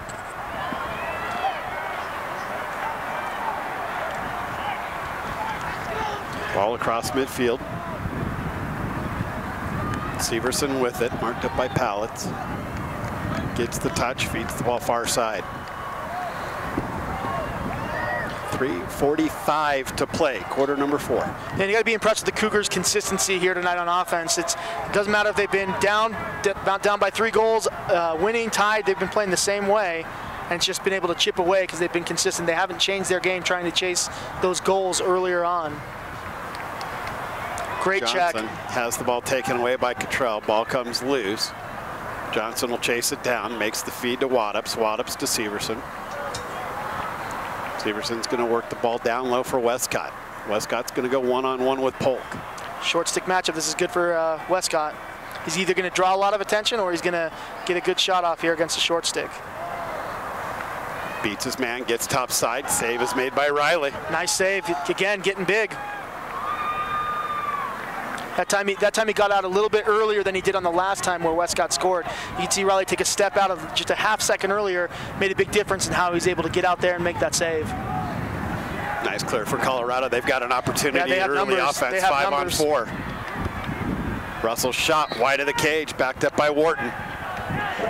2:39 left to play, fourth quarter. We're tied at 11s. Russell with the ball on the near side wing for Colorado. He'll feed Kulias coming out of the box, who walked it over to Neubauer.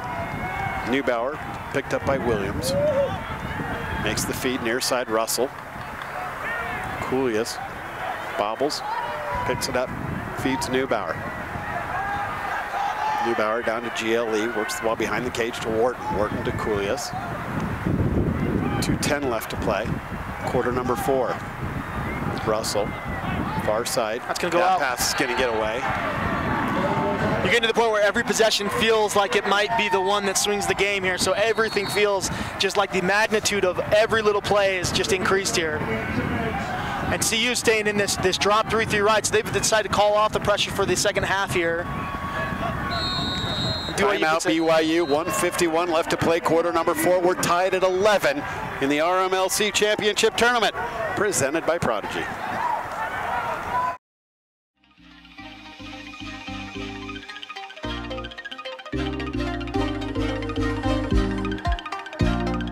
My name is Pat Young. I started my college career at University of Maryland, Baltimore County, and finished up at University of Maryland College Park. I currently play for the Ohio Machine. This is the Under Armour Banshee. It's the mid-level lacrosse cleat. What I like about it is it's got a low cleat feel, but with the protection of a mid to high cleat. I'm usually a guy who likes to protect my ankles, but I don't like to lose the mobility and feel like I'm wearing a heavy cleat.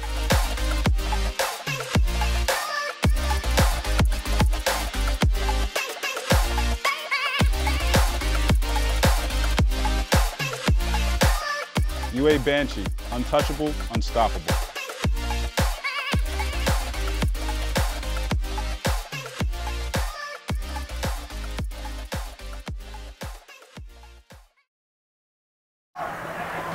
BYU ball off the timeout. We're tied at 11 with 1:51 to play in quarter number 4. I bet dollars to donuts we're heading for free lacrosse. You think so? You think it's OT? I think that was one of the predictions before the game, was that we were going to OT here. Give us some free lacrosse at the end of a long day of RMLC tournament play. I think that was our producer, Rick Cladis, who predicted that. Started off early this morning. Montana State, a big win. 17-6 over Metro. Montana State's been kind of on a tear this year. They climbed their rankings there at the end of the year. Done a nice job. They're going to square off against CU Denver, who also is first championship game. Utah awaits the winner of this one.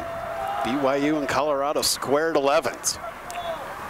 Ball up top, Bernal makes the feed Labrum over to Westcott down at goal line extended.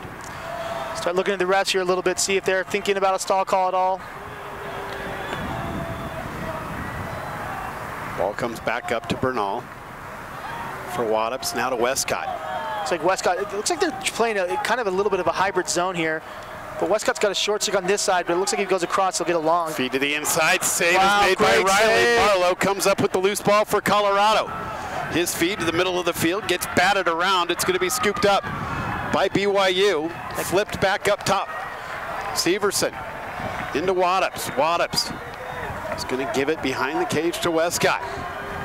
Westcott will go one-on-one. Feed up top. Waddups shot goes wide. It was a good look. Wow, just wide. Just missed pinning that corner here. Looks like we're going to get a timeout by CU here. We'll step aside, let the Buffaloes set the defense. 11-11 is our score here on the RMLC Championship Tournament presented by Prodigy.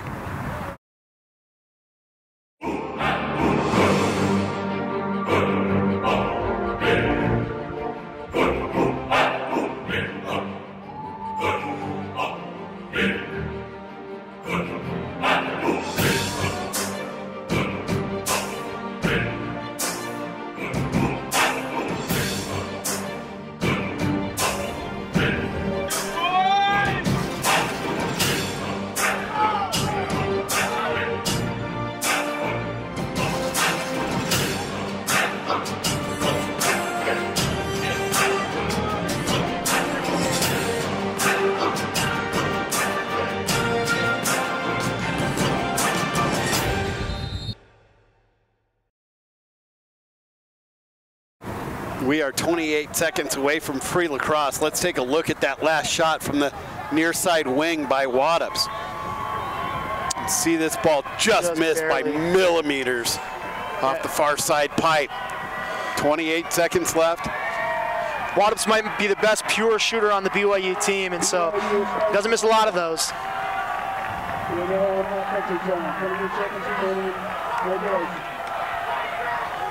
Ball's going to start far side corner with Waddups. See what Coach Galvin has done with the defense for these final 30 seconds. Severson with the ball. Comes up top, it's taken away by Colorado. Colorado has no timeouts left, but they've got 14 seconds. Buffalo's come downhill, Sloss feeds near side to Scavak, a little high over the cage and over the fence too. 6 seconds. BYU's gonna take a timeout here. Restart timeout. That's a smart timeout BYU. by BYU. Oh, see, you took it. I thought Colorado was out. So did I. It looked like both teams wanted a timeout anyway, so probably wouldn't have mattered in the end, but. What a game we've had here. We're gonna start our day tomorrow at 1 p.m.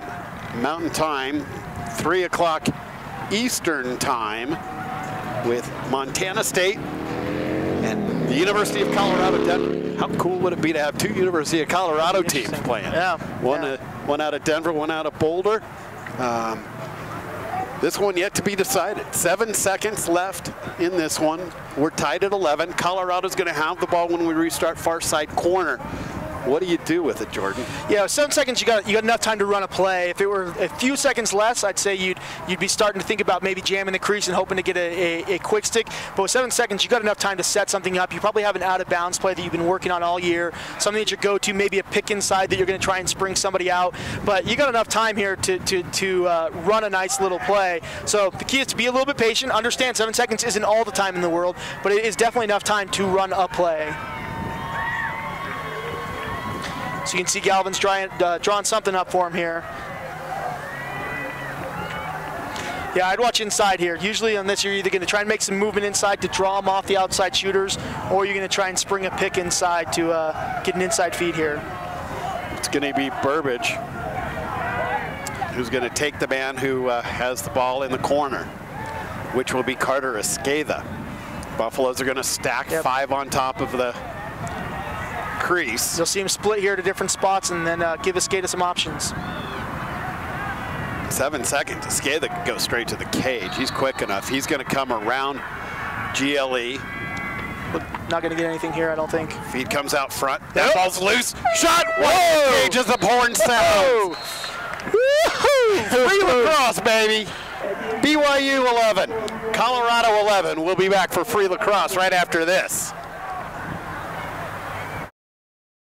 Tribal West is the first name in lacrosse out west. For more than 15 years, Tribal West has been gearing up beginners to ballers. Our online store is super easy, and we save you time and money. And team stores, let us do your work.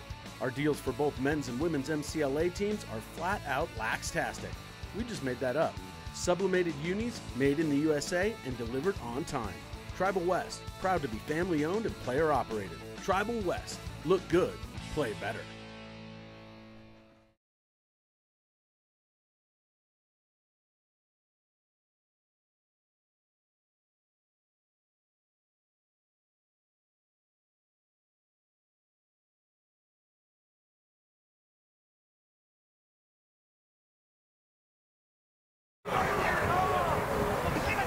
Free lacrosse in Orem, Utah. BYU and Colorado square at 11s. Couldn't ask for a greater way to end the day. Dan, what's your opinion in overtime? Do you like the timeout if you get the ball? I hate the timeout. I'm also anti-timeout. I hate the timeout. I think that you go with what you got. If you get yourself in trouble, maybe. Yeah. But I'm one that does not like the timeout. I think that you play the game. I like saving it for time to save a possession rather than using it right away. If you've got, if you need it to keep the possession, use it. But if it's clear and you're coming into the box, there's a tendency to take a timeout no matter what to get set up. I don't like it. I like it if you let them play through a little bit longer.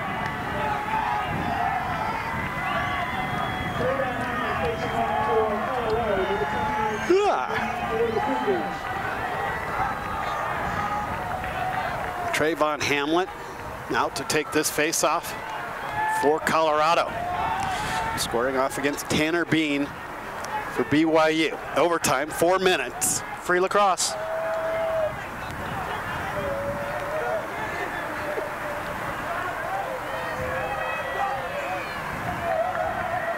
Ball's placed.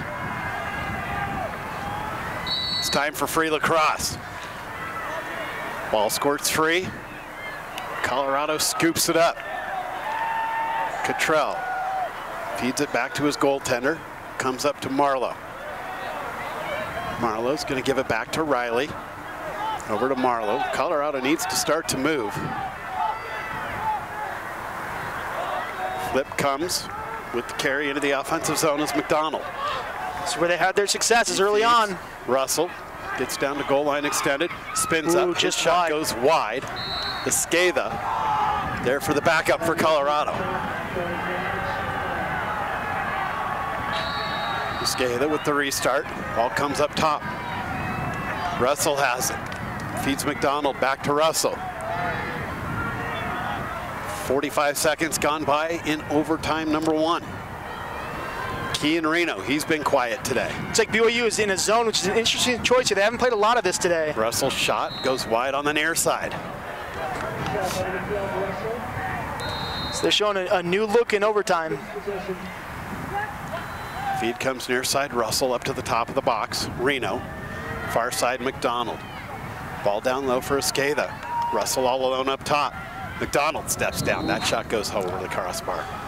Second overtime game between these two teams in the RMLC tournament in the last 3 years. 2 years ago, or I guess 3 years ago, the Buffs won in overtime to win the championship. Ball comes all the way up top. Russell dodges, feeds the ball to the far side. That's McDonald. McDonald's going to kick it back up to Russell.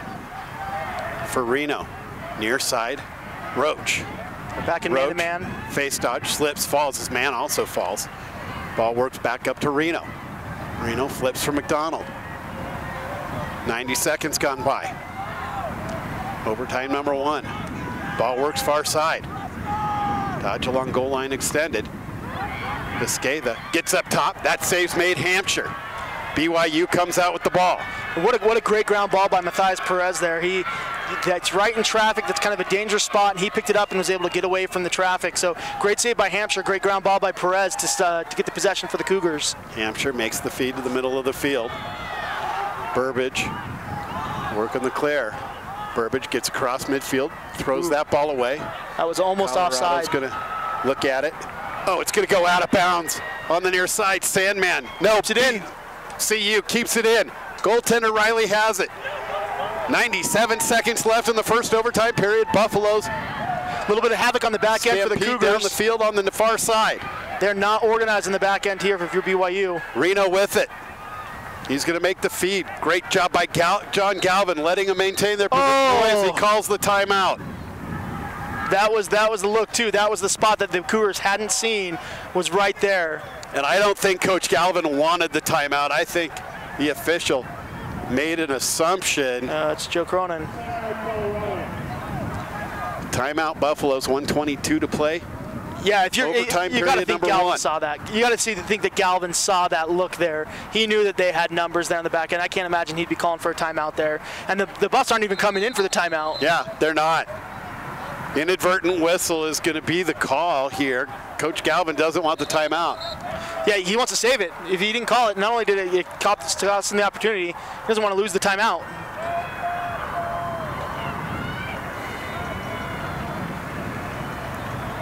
So the Buffs are going to set.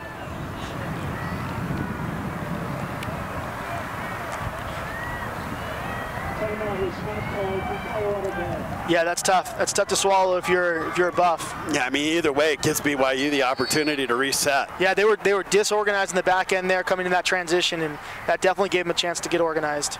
Reno gets down to goal line extended.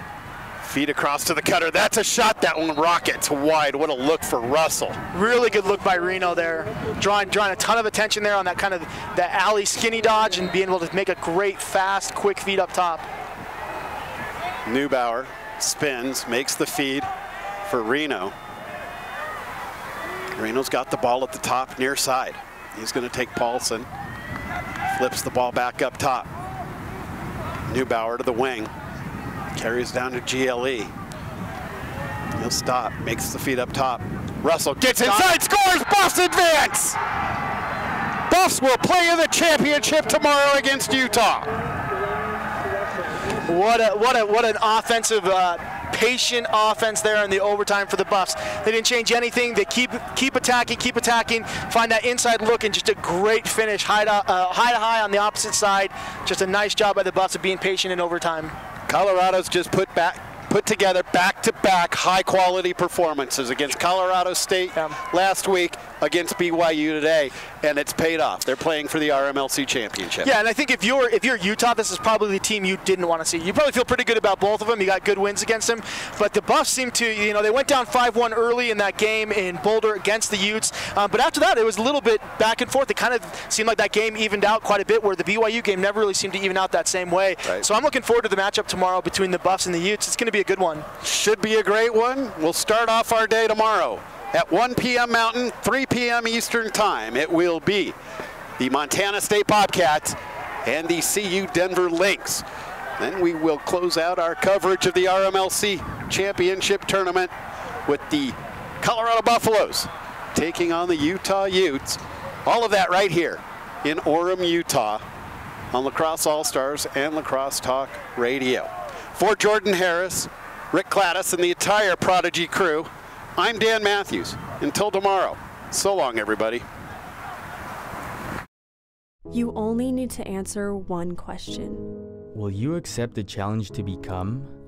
No matter where you are in life, no matter your interests, From award-winning business and STEM to performing arts programs, there's a place for you. A place for you. A place for you at UVU. A place to engage, to rise, To succeed. to become.